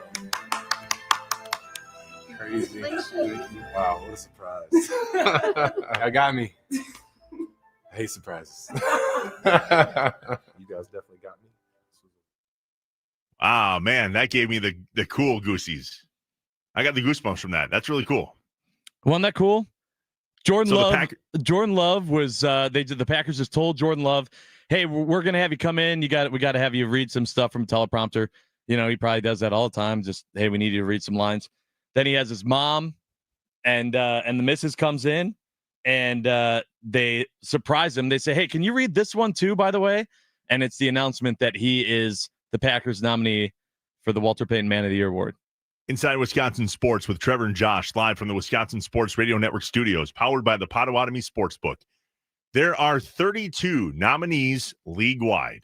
Each team gets one club winner for the Walter Payton NFL Man of the Year award, and Jordan Love is so incredibly deserving to be the nominee for the Green Bay Packers. Here's what Coach Matt LaFleur had to say about J. Love himself as to why he deserves this award. First of all, I think he's a tremendous human being. He was definitely raised the right way, and he's got a great support system with his family. But I also think just to watch his development from a young guy coming in here to the man he is today, it's really cool to be able to be a part of that journey and to watch him grow and to him embrace what it means to be a quarterback of the Green Bay Packers and what he does for the community and how he helps a lot of kids and just people in the community in general. So, it's been really cool to watch. That's my favorite line, was him really embracing what it means to be the quarterback of the Green Bay Packers. Yeah. There's some people that are on other teams that means nothing. Here, it means everything. And when you were out yesterday, and shout out to Tommy Wirtz, who filled in and did the show with me, he said, man, it's got to be so tough when it comes to just the shoes to fill and taking on that role and being Jordan Love, because you're constantly being compared. You're constantly falling short of expectations because of what was here before you. And so to get that praise and that nomination from the organization, that's a big deal. So he has a foundation he launched in May of 2024 called Hands of Love. And it's centered on these three things. One, helping kids access youth sports. Number two, building stronger relationships between law enforcement and communities. There's a reason for that. Number three, mental health and suicide prevention. So in case you are unaware and haven't heard Jordan Love talk at some sort of function when he shares his story, his father committed suicide. His father was a police officer and was one of the unfortunate statistics in that realm, in that there's many people in our first responder community that unfortunately fall victim to suicide. And that has been something that Jordan Love has talked about openly and talked about passionately. The first time I saw him talk about it, Josh, it was at a Rawhide event 2 years ago. Mm-hmm. You might remember that's something that Bart and Cherry Starr founded or were a part of founding, where it's a youth ranch where kids are able to go and have the conversations and get the special needs that they have when it comes to their mental health. Jordan Love got up there in front of an atrium full of people and shared his story and talked about this. So it's one thing to have a foundation, and it's another thing to actually do something with it. And Jordan Love is doing something with it. Yeah.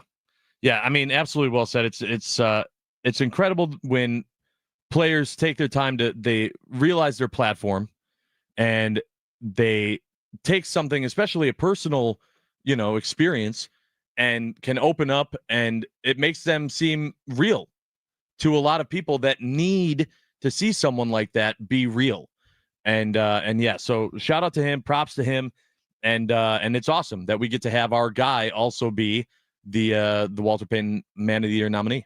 The winner is announced at the NFL Honors on Thursday, February 5th, 2026. It's the week before the Super Bowl. And the foundation, the NFL Foundation, and Nationwide give money. Each nominee's charity gets up to $40,000. And the national winner, the nonprofit, gets up to $250,000. Plus, in case you didn't know, Love for Cleats is a thing. It's 10 VE, love. Kind of cool. Yep. Love for Cleats. For every touchdown Jordan Love scores, he donates cleats to an entire youth team. And so far, he's donated 1,300 pairs to 26 different Wisconsin teams in year one. Awesome. Bro. Yeah. How awesome is Absolutely that? Outstanding. Couldn't be a better nominee from a better franchise in the NFL. I think it's time the Packers win one of these, and Jordan Love is absolutely deservedly so. All right, when we come back after the top of the hour, it's a thing. It's December. Lambeau Field is outside, and it is going to be cold on Sunday, and it's relative. Matt LaFleur was asked about it yesterday. There's a really good back and forth between him and Bill Huber that we'll play for you next, because our guy Luke Sampe, the chief meteorologist at Channel 5 WFRV here in Green Bay. He spent time at Channel 12 in Milwaukee and up in Rhinelander as well. But the guy has only ever forecasted weather in Wisconsin. And he's not a clickbait guy. I'm going to ask him that. Flat out ask him. Hey, what type of clickbait forecast are you going to have for us this weekend? And it will piss him off. Oh, good. Good. Let's get him fired up. Love it. All right, man. Inside Wisconsin Sports, Trevor and Josh live from the Wisconsin Sports Radio Network studios, powered by the Potawatomi Sportsbook. Wisconsin, we love you. Thanks for listening and participating. We'll be back in just a few.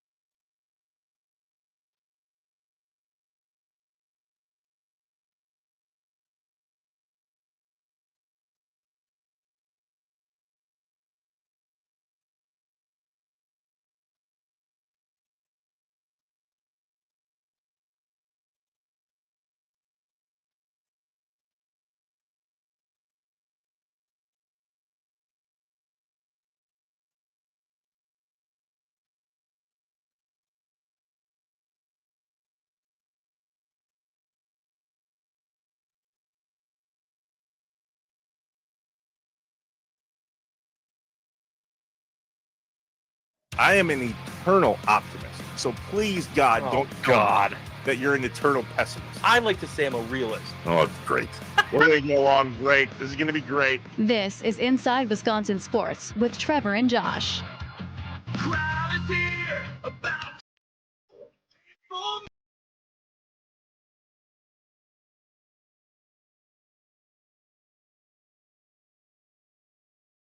Well, this is it, Rock, the season.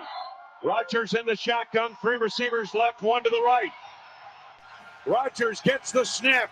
Blitz is on. Rodgers scrambles He's left, got winds up Brandon rainbow. Cobb. He's got Cobb at the 10 to the 5 Yes. to the end zone. Touchdown and a dagger. Oh my goodness. An NFC North Division Championship dagger of 47 yards. Wayne Larrivee, Larry McCarron, the Packers Radio Network from the 4th down play. Rodgers to Cobb in the NFC Championship game at Soldier Field. What's up, Wisconsin? Inside Wisconsin Sports. Trevor Thomas, Josh Albrecht, live from Wisconsin Sports Radio. Hi. Yeah, hi. I got to correct you really quick. Not NFC Championship game. That's to win the division. Whatever. Yeah. All right. Proof's in the pudding. Live from the Wisconsin Sports Radio Network studios, powered by the Potawatomi Sportsbook. I had forgotten that play was on 4th down. Yeah. Yeah, that was literally last shot. The season, he says. Yeah. It worked. Sure did. It gets cold at Soldier Field, by the way.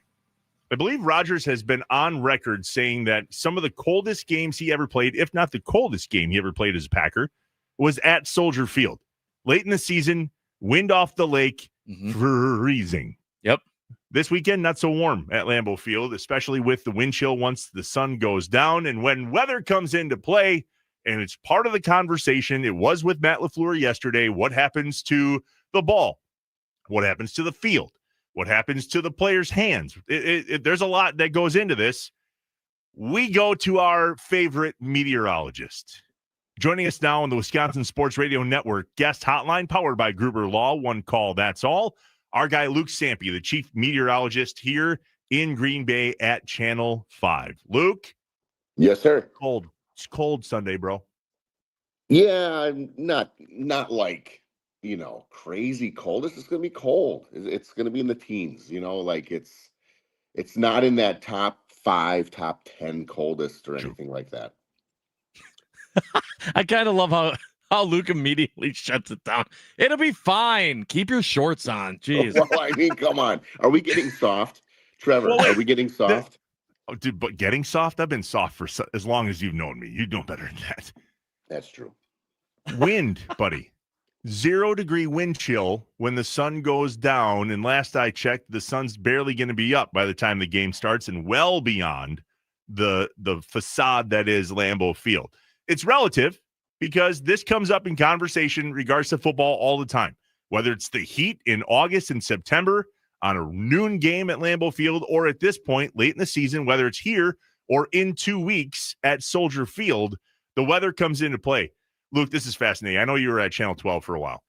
One of the first games I was at as a member of the media, Mark Baden was sent up to the game, and it was freezing cold. And he's like, oh, you know what? Great. When it's cold out, don't send me when it's nice. But when it's cold out, boy, let's get the meteorologist right back up to Lambeau Field. Yeah. You get asked a lot about Packers games? Yeah. Well, of course, I get a text usually from you a couple days before. Hey, do you want to jump on and talk about it? Yeah, I mean, but only usually when it's an extreme case, if it's going to be pleasant and, not a record cold or record warm type of situation, or it's not going to rain, then nobody gives a rip about the meteorologist. We're just here bobbing along. Yeah. Yeah. You can only do wrong. And it's good that you know that, though. It's good that you know that. Josh, I know my role. I go lay by my dish all the time. That's fantastic. All right. So looking at the weather for this game, you said, all right, it's not going to be that bad. Do you also believe, because it used to be that some teams, not all teams, but the weather was a factor.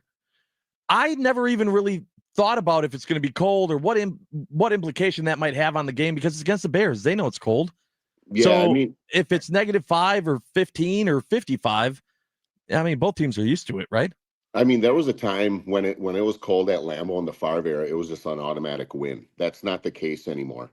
Yeah. Like it, and I don't know if it's because we got these California quarterbacks or what. I mean, Brett was built different, clearly, but now you look at this particular game coming up, right? We've got Jordan Love.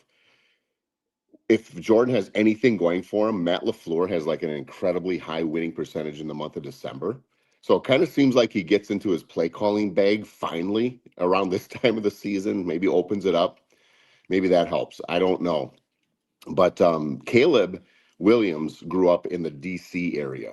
Probably got experience to a little bit more cold than Jordan did out in California. Does that matter? Probably not. Who knows? We'll see. But there was a time when it was cold. It was just an automatic win at Lambeau. And that doesn't seem to be the case anymore. Hopefully, Matt can get in his bag, they get in a rhythm, and it's all good. What I love most about your Twitter is that you literally come out and say, not just weather takes, Wisconsin homer takes as a sports fan as well. You've been to a Bears game or two in your day. Are you going this weekend? I am not. I unfortunately have to work later that night. And so that means, I got to behave all day Sunday. Brutal. Hey, Trevor, remember, I mean, we're coming up on like probably the, 11-year anniversary, 10-year anniversary of that 42-0 by halftime game. Buddy, can I tell this story? No, we can't tell any of them. No, we cannot tell those stories on the air. Well, you brought it up.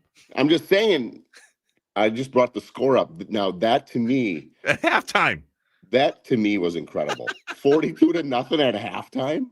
Yeah. It ain't going to be like this year, obviously. Listen, I'm not going to tell the highlights of the story, but Josh, for your sake and everybody listening, here's the cliff notes.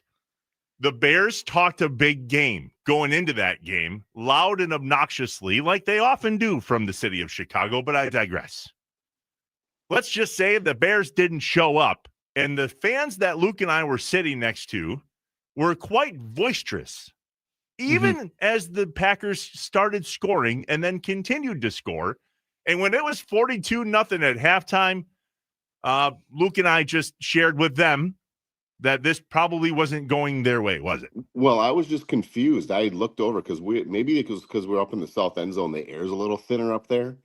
But I asked them if they actually paid to get in to watch this massacre. And let's just say they did not take kindly to my question. Yeah. And then what happened? Yeah. I stood up. We left peacefully, Trevor. We did. Yeah. And I stood up, though. As soon I was like, damn it, Luke.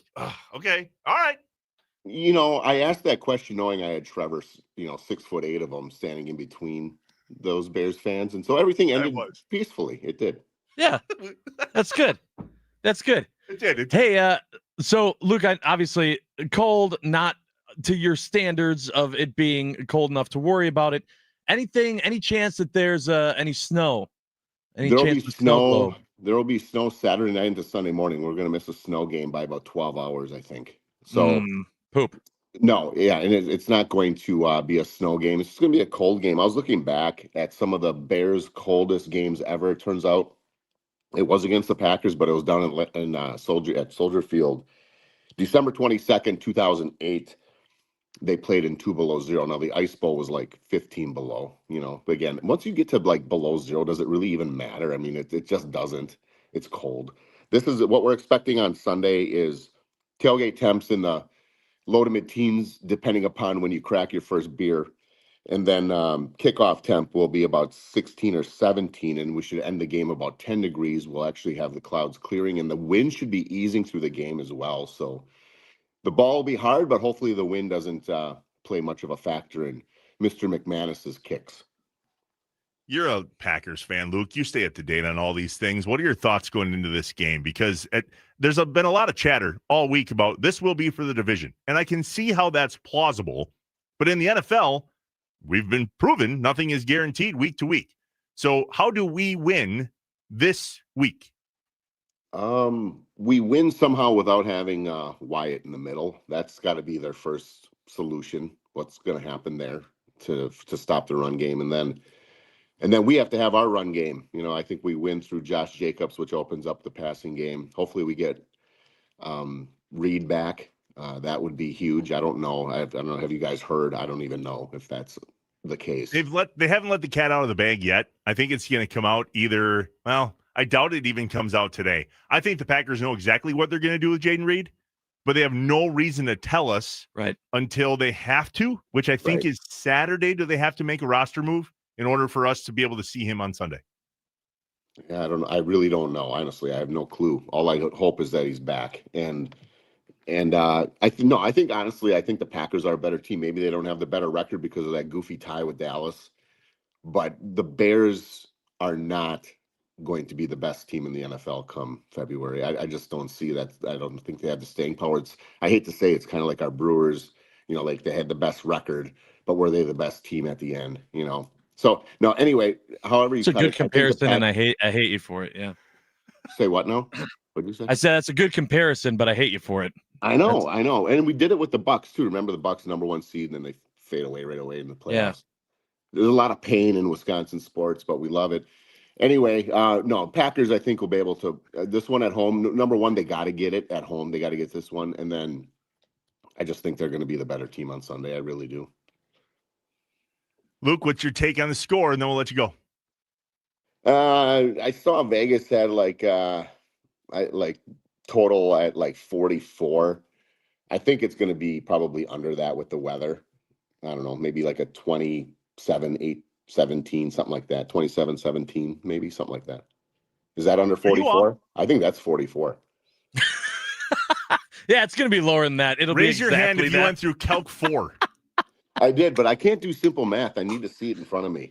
I'm a very visual person, Trevor. A high pressure system. 27-17. 27-17. All right, write it down. We got it. We got it. Luke, you're working on Sunday. Does that mean you're off tonight, buddy? No. I somehow, like in moron, Aren't you in charge? I schedule myself for 12 days in a row now. Show loads are different on the weekend. It's not as rigorous, but you still got to, be prim and proper, and it does interfere with your weekend. But you gotta let other people off. You can't just take, right? And so this is my part of the calendar where I let other people get home. A lot of our meteorologists are not from here, so they got back home and have a little family time. That's nice of you, because I know as soon as that water unfreezes in the springtime, Luke's out. Well, and I always take off like Christmas to New Year's. That's my time. My birthday usually lands. Well, it lands always in between Christmas and New Year's because it's the 27th of December. So, I like to have that time off. So I take, I give a little now to take a little later.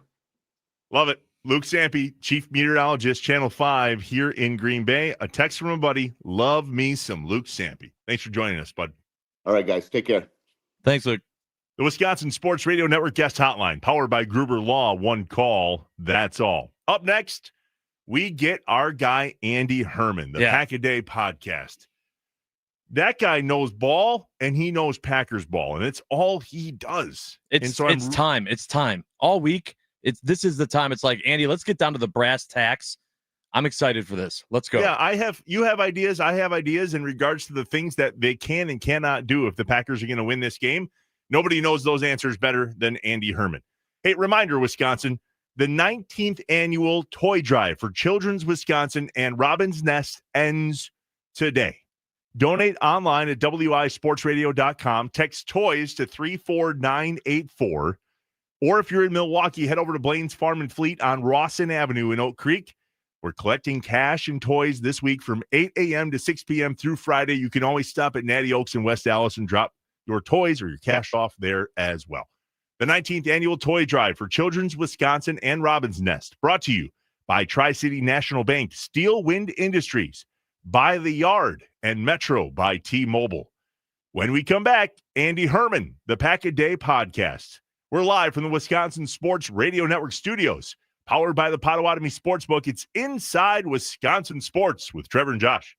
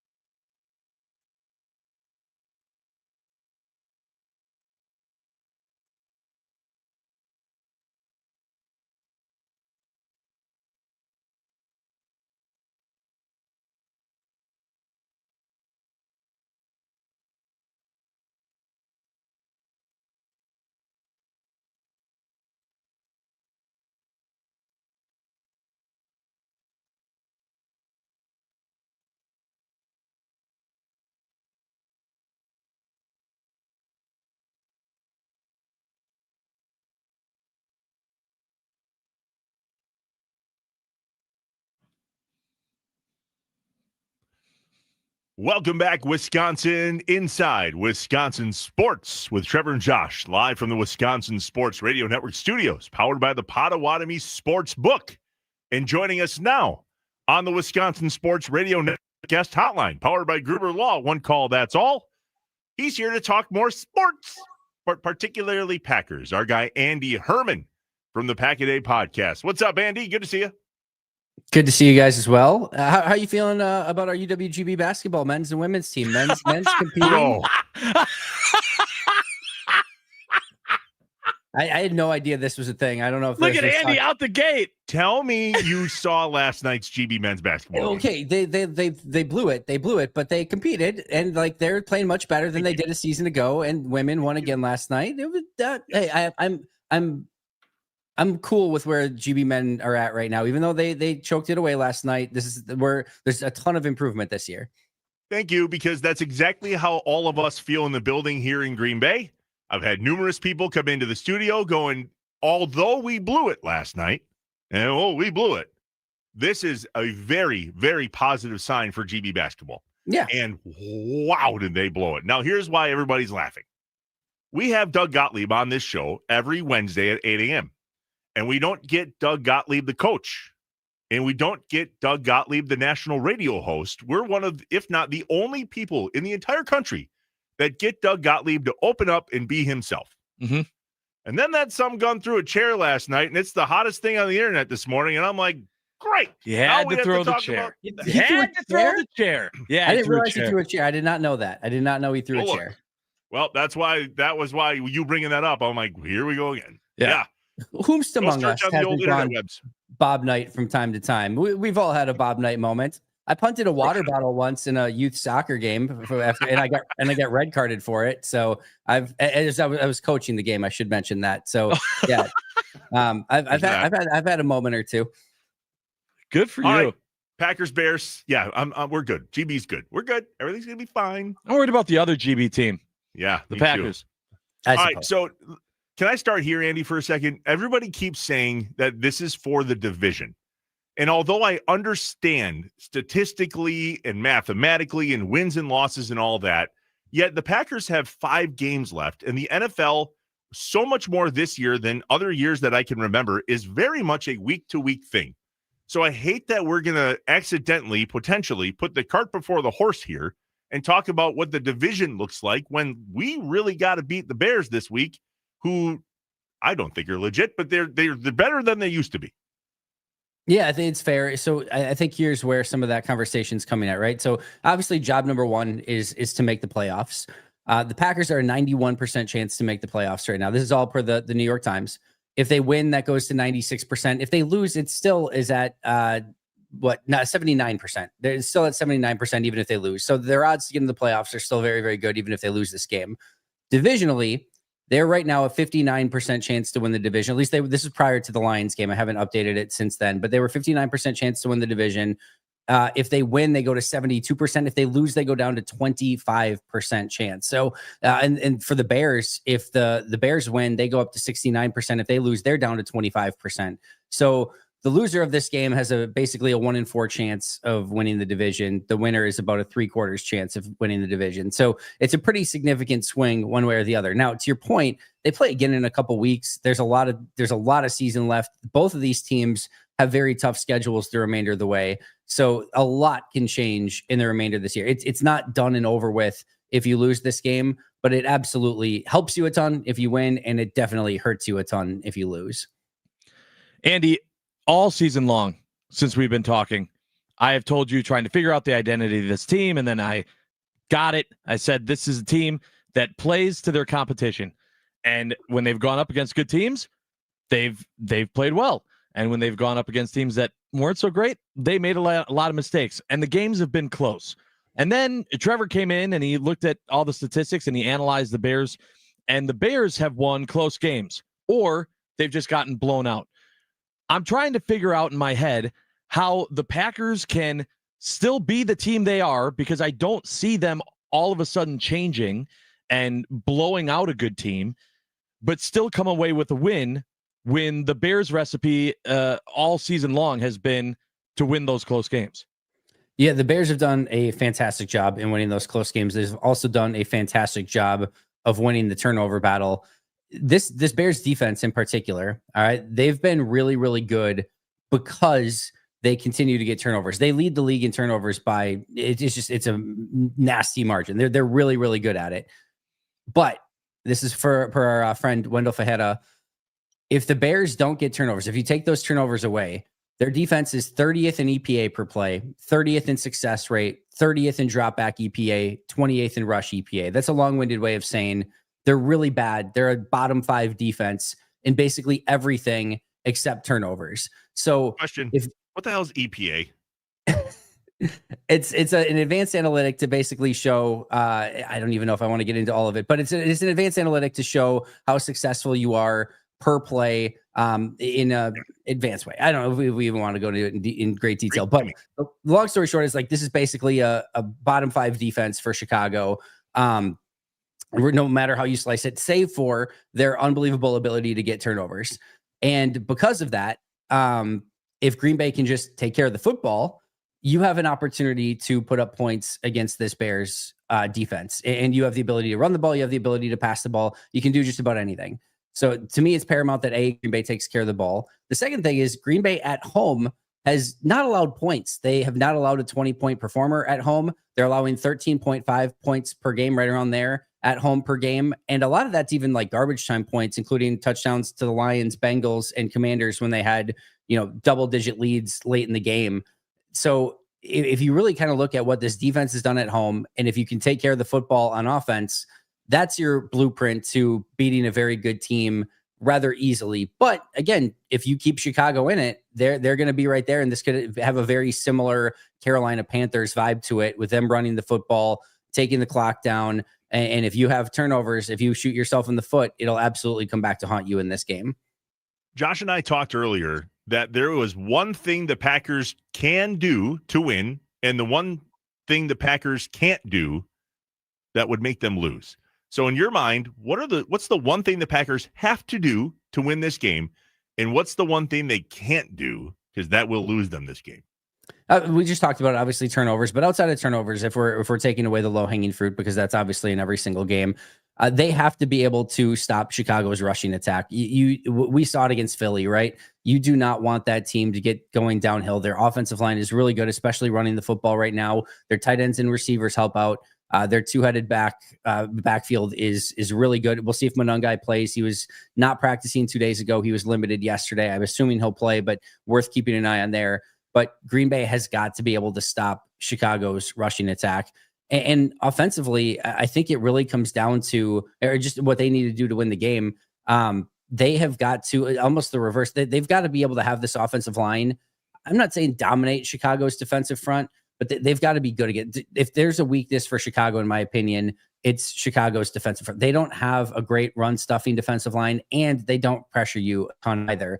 So when Jordan Love has been protected this year, he's been unstoppable. And we know what happens if Josh Jacobs gets even a little bit of running room. He can kind of take over from there. So if this Packers offensive line can do the work, even what they've kind of been doing the last couple of weeks, it hasn't been great. There's been some issues here and there, but it's just been better. If they can be good against this Bears defensive front, I feel very, very good about what Green Bay can do in this game. Andy, where's your confidence level on this Packers defense being able to make up for the loss of Wyatt when trying to complete, as you said, the goal of stopping the Bears rushing game? Yeah, it's interesting. When I initially kind of went into it, and when he initially got hurt, I'm like, this sucks. It's a bummer. He's really, really good, but I didn't think he was going to affect things to that great of an extent, because I thought, Brinton's been playing better. Wooden's been playing fine. They'll get Brooks back this week. I was hopeful that, maybe LVN would be right around the corner. And with that, you'd be able to kind of get him in some third down, obvious passing situations inside, which we saw earlier this season. But with LVN not coming back, at least this week and maybe anytime in the very near future, might be a few weeks yet. If that ends up being the case, the other thing I'll point out here is when I went through my film review and grades this week, two of my lowest graded players in this last game was Colby Wooden and Warren Brinson. I thought they struggled a little bit. And even above and beyond that, for Colby Wooden, just going to bring this up really quick here. Through his first 9 games, I had him at a plus 1.3 grade. And his last 3, I have him at a negative 1.5. We don't need to get into the numbers and what it means. Just more than anything, in the first 9 games, he looked really good. And in the last 3, it feels like Colby Wooden has come down to earth a little bit. And I think a part of that is Colby Wooden's been a number 5 rotational defensive tackle in this defense the last couple of years. It's been a while since he's played, 40, 50 snaps per game consistently through the entirety of the season. He is now their number 1 defensive tackle. That's a lot of pressure on him. And it just feels like maybe the weight of what he's doing and how many snaps he's having to play is starting to wear on him a little bit. So I do have some concern of, can Brinson and can Wooden and Brooks and these guys, Stackhouse, an undrafted free agent rookie.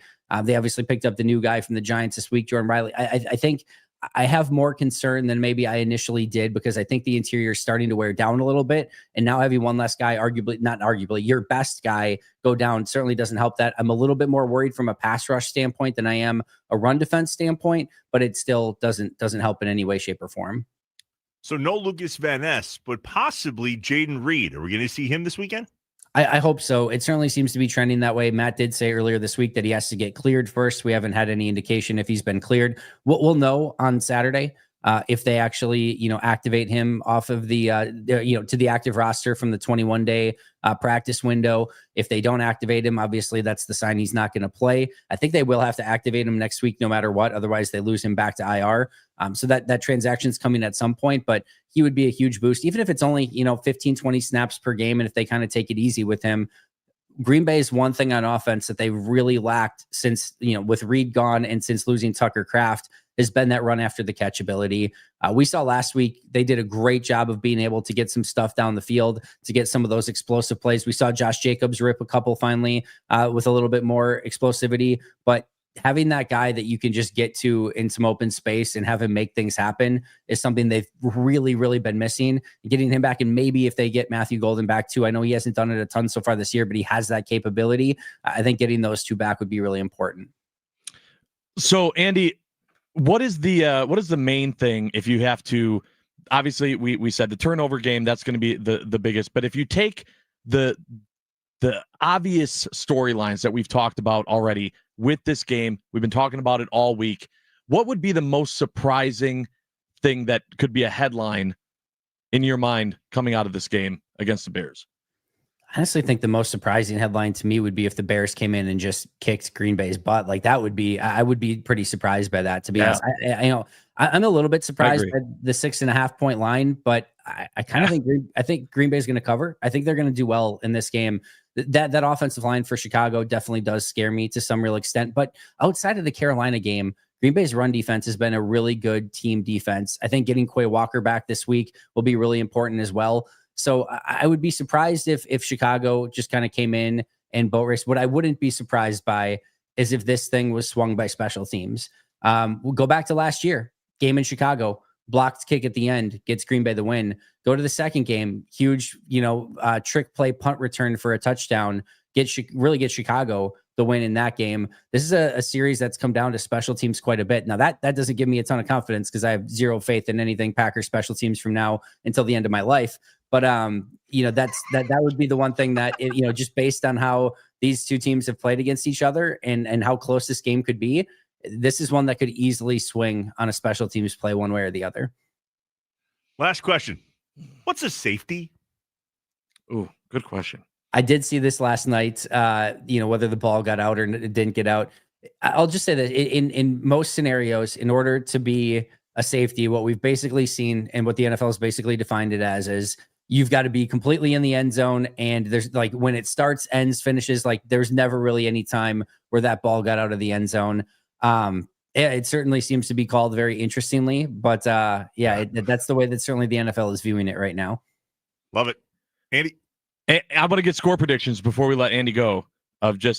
We waited all week. I want to get yours too, Trevor, before we let Andy go. Not putting any helmets or anything else on the line, but just getting ideas of where we're at in this game. Wuss. Hey, you can do the show however you want, bud. Where are you sitting, Andy? Where are you sitting for a score prediction for the game? 24-16 Packers. If it's exact, Trevor's got to throw a chair at Josh. That's the yes through StreamYard. Yeah. No, I'll come do the show live. Yeah. There you go. 24-16 24-16 Packers. Okay, that's good. It's a good Josh? score. It's funny. I was actually going to go 27-17. That's exactly what Luke Sampe said when we had him on the segment. Luke knows ball, so that's probably that's a good pick. Luke knows ball. Good. Yeah. I'm going to go 27-16 to just be a little bit different. There you go. Andy, 24-16. Josh, 27-16. Yep. You're not going to like this. Uh-oh. 40-10. Yeah, okay. Packers. The Bears are not legit. Can we just stop with the Bears are legit crap? I'm over it. They're not. I understand they have a winning record. Look at their games. If the Packers show up the way we know they can, and the Bears be the Bears, 40-10. Absolute blowout, and the Bears go away. I'd love to see it. I can't go there. I didn't say that after your prediction. Well, 40-10. My prediction wasn't they win by 34. Well, I was told there would be no math, but it's 30. Do you want to hear my 44-10? Speaking of things that you're not going to like, who have the Packers beat? They haven't beat a single playoff team right now. Every single team that they've beat is not currently in the playoffs. So if we're gonna, I'm just being devil's advocate here. If we're gonna complain about that the Bears haven't beat anybody, Packers haven't either. They haven't won. Andy Herman, you beautiful, realistic man. Until now. That is a realistic fan right there. God, I love you, Andy Herman. Gross. I hate realism. So gross. Andy Herman, the Pack a Day podcast. Follow him on Twitter at Andy Herman NFL. Appreciate you, bud. We'll talk to you Monday. Hey, can't wait. Thanks, guys. Thanks, Andy. 40-10. It's going to happen. Okay, I hope so. Andy Herman joins us on the Wisconsin Sports Radio Network guest hotline, powered by Gruber Law. One call. That's all. When we come back, what's up, Wisconsin? Just a few things this weekend, including a massive basketball game in the state of Wisconsin tomorrow.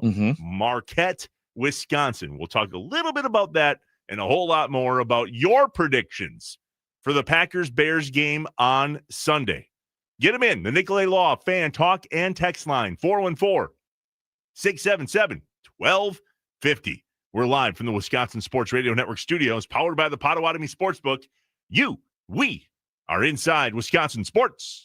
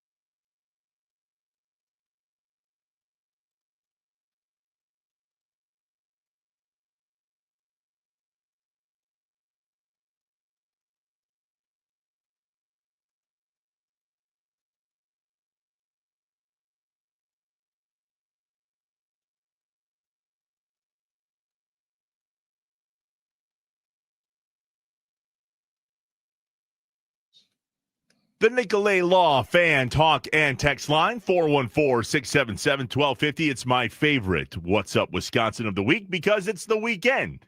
And people are excited it's Friday and Packers-Bears week and maybe a little powder blue in your future. 414-677-1250. What's up, Josh? What's up? First of all, what's up? It's Friday. And on Fridays, we go to Natty Oaks. We get that big old bowl of chili. But on top of that, I want to see some other people there. I want to see them dropping off some toys, things if you can't make it to Blaine's Farm and Fleet, where Sparky is right now. And Sparky joins us. What's up, Spark? What's going on, guys? How are you? Awesome, Sparky. It is the final day. And we talked earlier across the state of Wisconsin that it's plausible, Spark, that people in Wausau or Duluth Superior or even here in Green Bay in the Fox Valley, that they don't have, hopefully they've never used Children's Wisconsin on their own, but maybe they don't know somebody that has. So how do we get the message out on the final day of the 19th annual toy drive for Children's Wisconsin and Robin's Nest about what these toys mean to these families at Children's? I think the biggest thing is, if you're fortunate enough to have used Children's Wisconsin, the bad news is that your kid obviously was sick or something happened. The good news is you're pretty much in the best healthcare you're going to find anywhere, probably around the country, in the Midwest, somewhere in that area. And you're talking about a kid that is probably suffering, whether it's battling a disease or, dealing with some other type of symptoms that they're in the hospital for over the holidays or throughout the course of the year, and they're not happy. It's not a great time, obviously, to be going through something like that. And when that nurse brings in that toy, then all of a sudden, maybe there's a little smile that cracks through, and then they get excited. Maybe they start playing with the toy for a little bit, and then just for that those few minutes at least, life isn't bad. Life is okay. I'm playing with toys. I'm good. And at the same time, the parents, you look at them and they get tears in their eyes because finally, for at least those few moments, their child isn't suffering and so forth, and is distracted and is playing with toys and is smiling. And there's nothing better than a smile on a child, right? I mean, you know this, Trevor. You've got kids. Josh has kids. That's what you live for, is to see your kids laugh and smile and all that. You don't want to see your kids suffering. So that's a big, big deal when it comes to what these toys are for. And then, they also use them throughout the course of the year for birthdays, for bad days, like I just talked about, and for different things like that. So they use them all year, and they use them pretty much throughout the state. So this is a huge, huge deal. This is the biggest toy drive that they do every year, and they count on us to deliver. Yesterday, the Oak Creek Fire Department came through huge $3,400 in toys they donated yesterday out here at Blaine's Farm and Fleet. They went through, they did the shopping all themselves. They had their kids with them, so their kids were picking out toys for the kids at Children's Wisconsin and stuff. So very cool thing to see last night. Today, coming up later this afternoon on Wisconsin Sports Daily, we'll have the president and CEO of Children's Wisconsin on with us. Plus, there's this very cool group out of Oak Creek High School, kind of like a Pitch Perfect group, right? They sing, they dance, they do all that. It's a pretty large group. They're going to be performing outside the entire time because they're too big to go inside. Outside the entire time as people are walking in and stuff. So that's going to be a very cool treat around 3:30 this afternoon. So looking forward to that too. And again, it's the last day. Remember yesterday I was on the air complaining that we did $5 all day online and via text. Yesterday, we rebounded nicely, $490 throughout the day yesterday. So my thanks to everybody that donated. One more day, one more final push to do as much as we can. So I realize that, those of you listening in other parts of the state can't get here to drop off toys and so forth. I'm sure a lot of you would love to be here to do that. That's okay. We will still take, obviously, donations online and via text throughout the remainder of today. We're here till 6 p.m. at Blaine's Farm and Fleet in Oak Creek on Rawson Avenue for Children's Wisconsin and Robin's Nest. And I am looking so forward to today because, A, I'll be sad because this is my favorite week of the year, which means it's going to come to an end later today. But B, I'm going to be really, really excited if we can fill that semi-truck. And we're getting there. I think we're about 3/4 of the way full. So hopefully we can get a big push today in toys and people dropping off like Josh's friends over in Natty Oaks. I know they've been doing their own little toy drive. I've heard rumblings of some schools doing some toy drives as well, that they may be bringing some toys over at some point today. Hoping to still see, the Franklin Fire Department in this area, North Shore Fire Department in previous years. They've all stepped up and donated too. So it'd be awesome if they can make it out here. I challenged an Oak Creek police officer to do something and bring something from the Oak Creek Police Department. So we'll see if they're able to step up and do something for us today. So big day, rally late here, and try and fill that semi-truck here at Blaine's Farm and Fleet in Oak Creek. Yeah, absolutely. And the Nicolay Law Fan Talking text line chiming in. This is great from the 414 that said, hey, guys, my daughter was in Children's the first 5 weeks of her life with a lung issue. She fully recovered and actually became a distance runner. She turned 23 in October and ran her first marathon in Madison last month. Children's, we all know across the state, even if you haven't had to have, a serious thing, as we've said before, happen, is amazing. We're very grateful to have Children's Wisconsin exist and that type of care.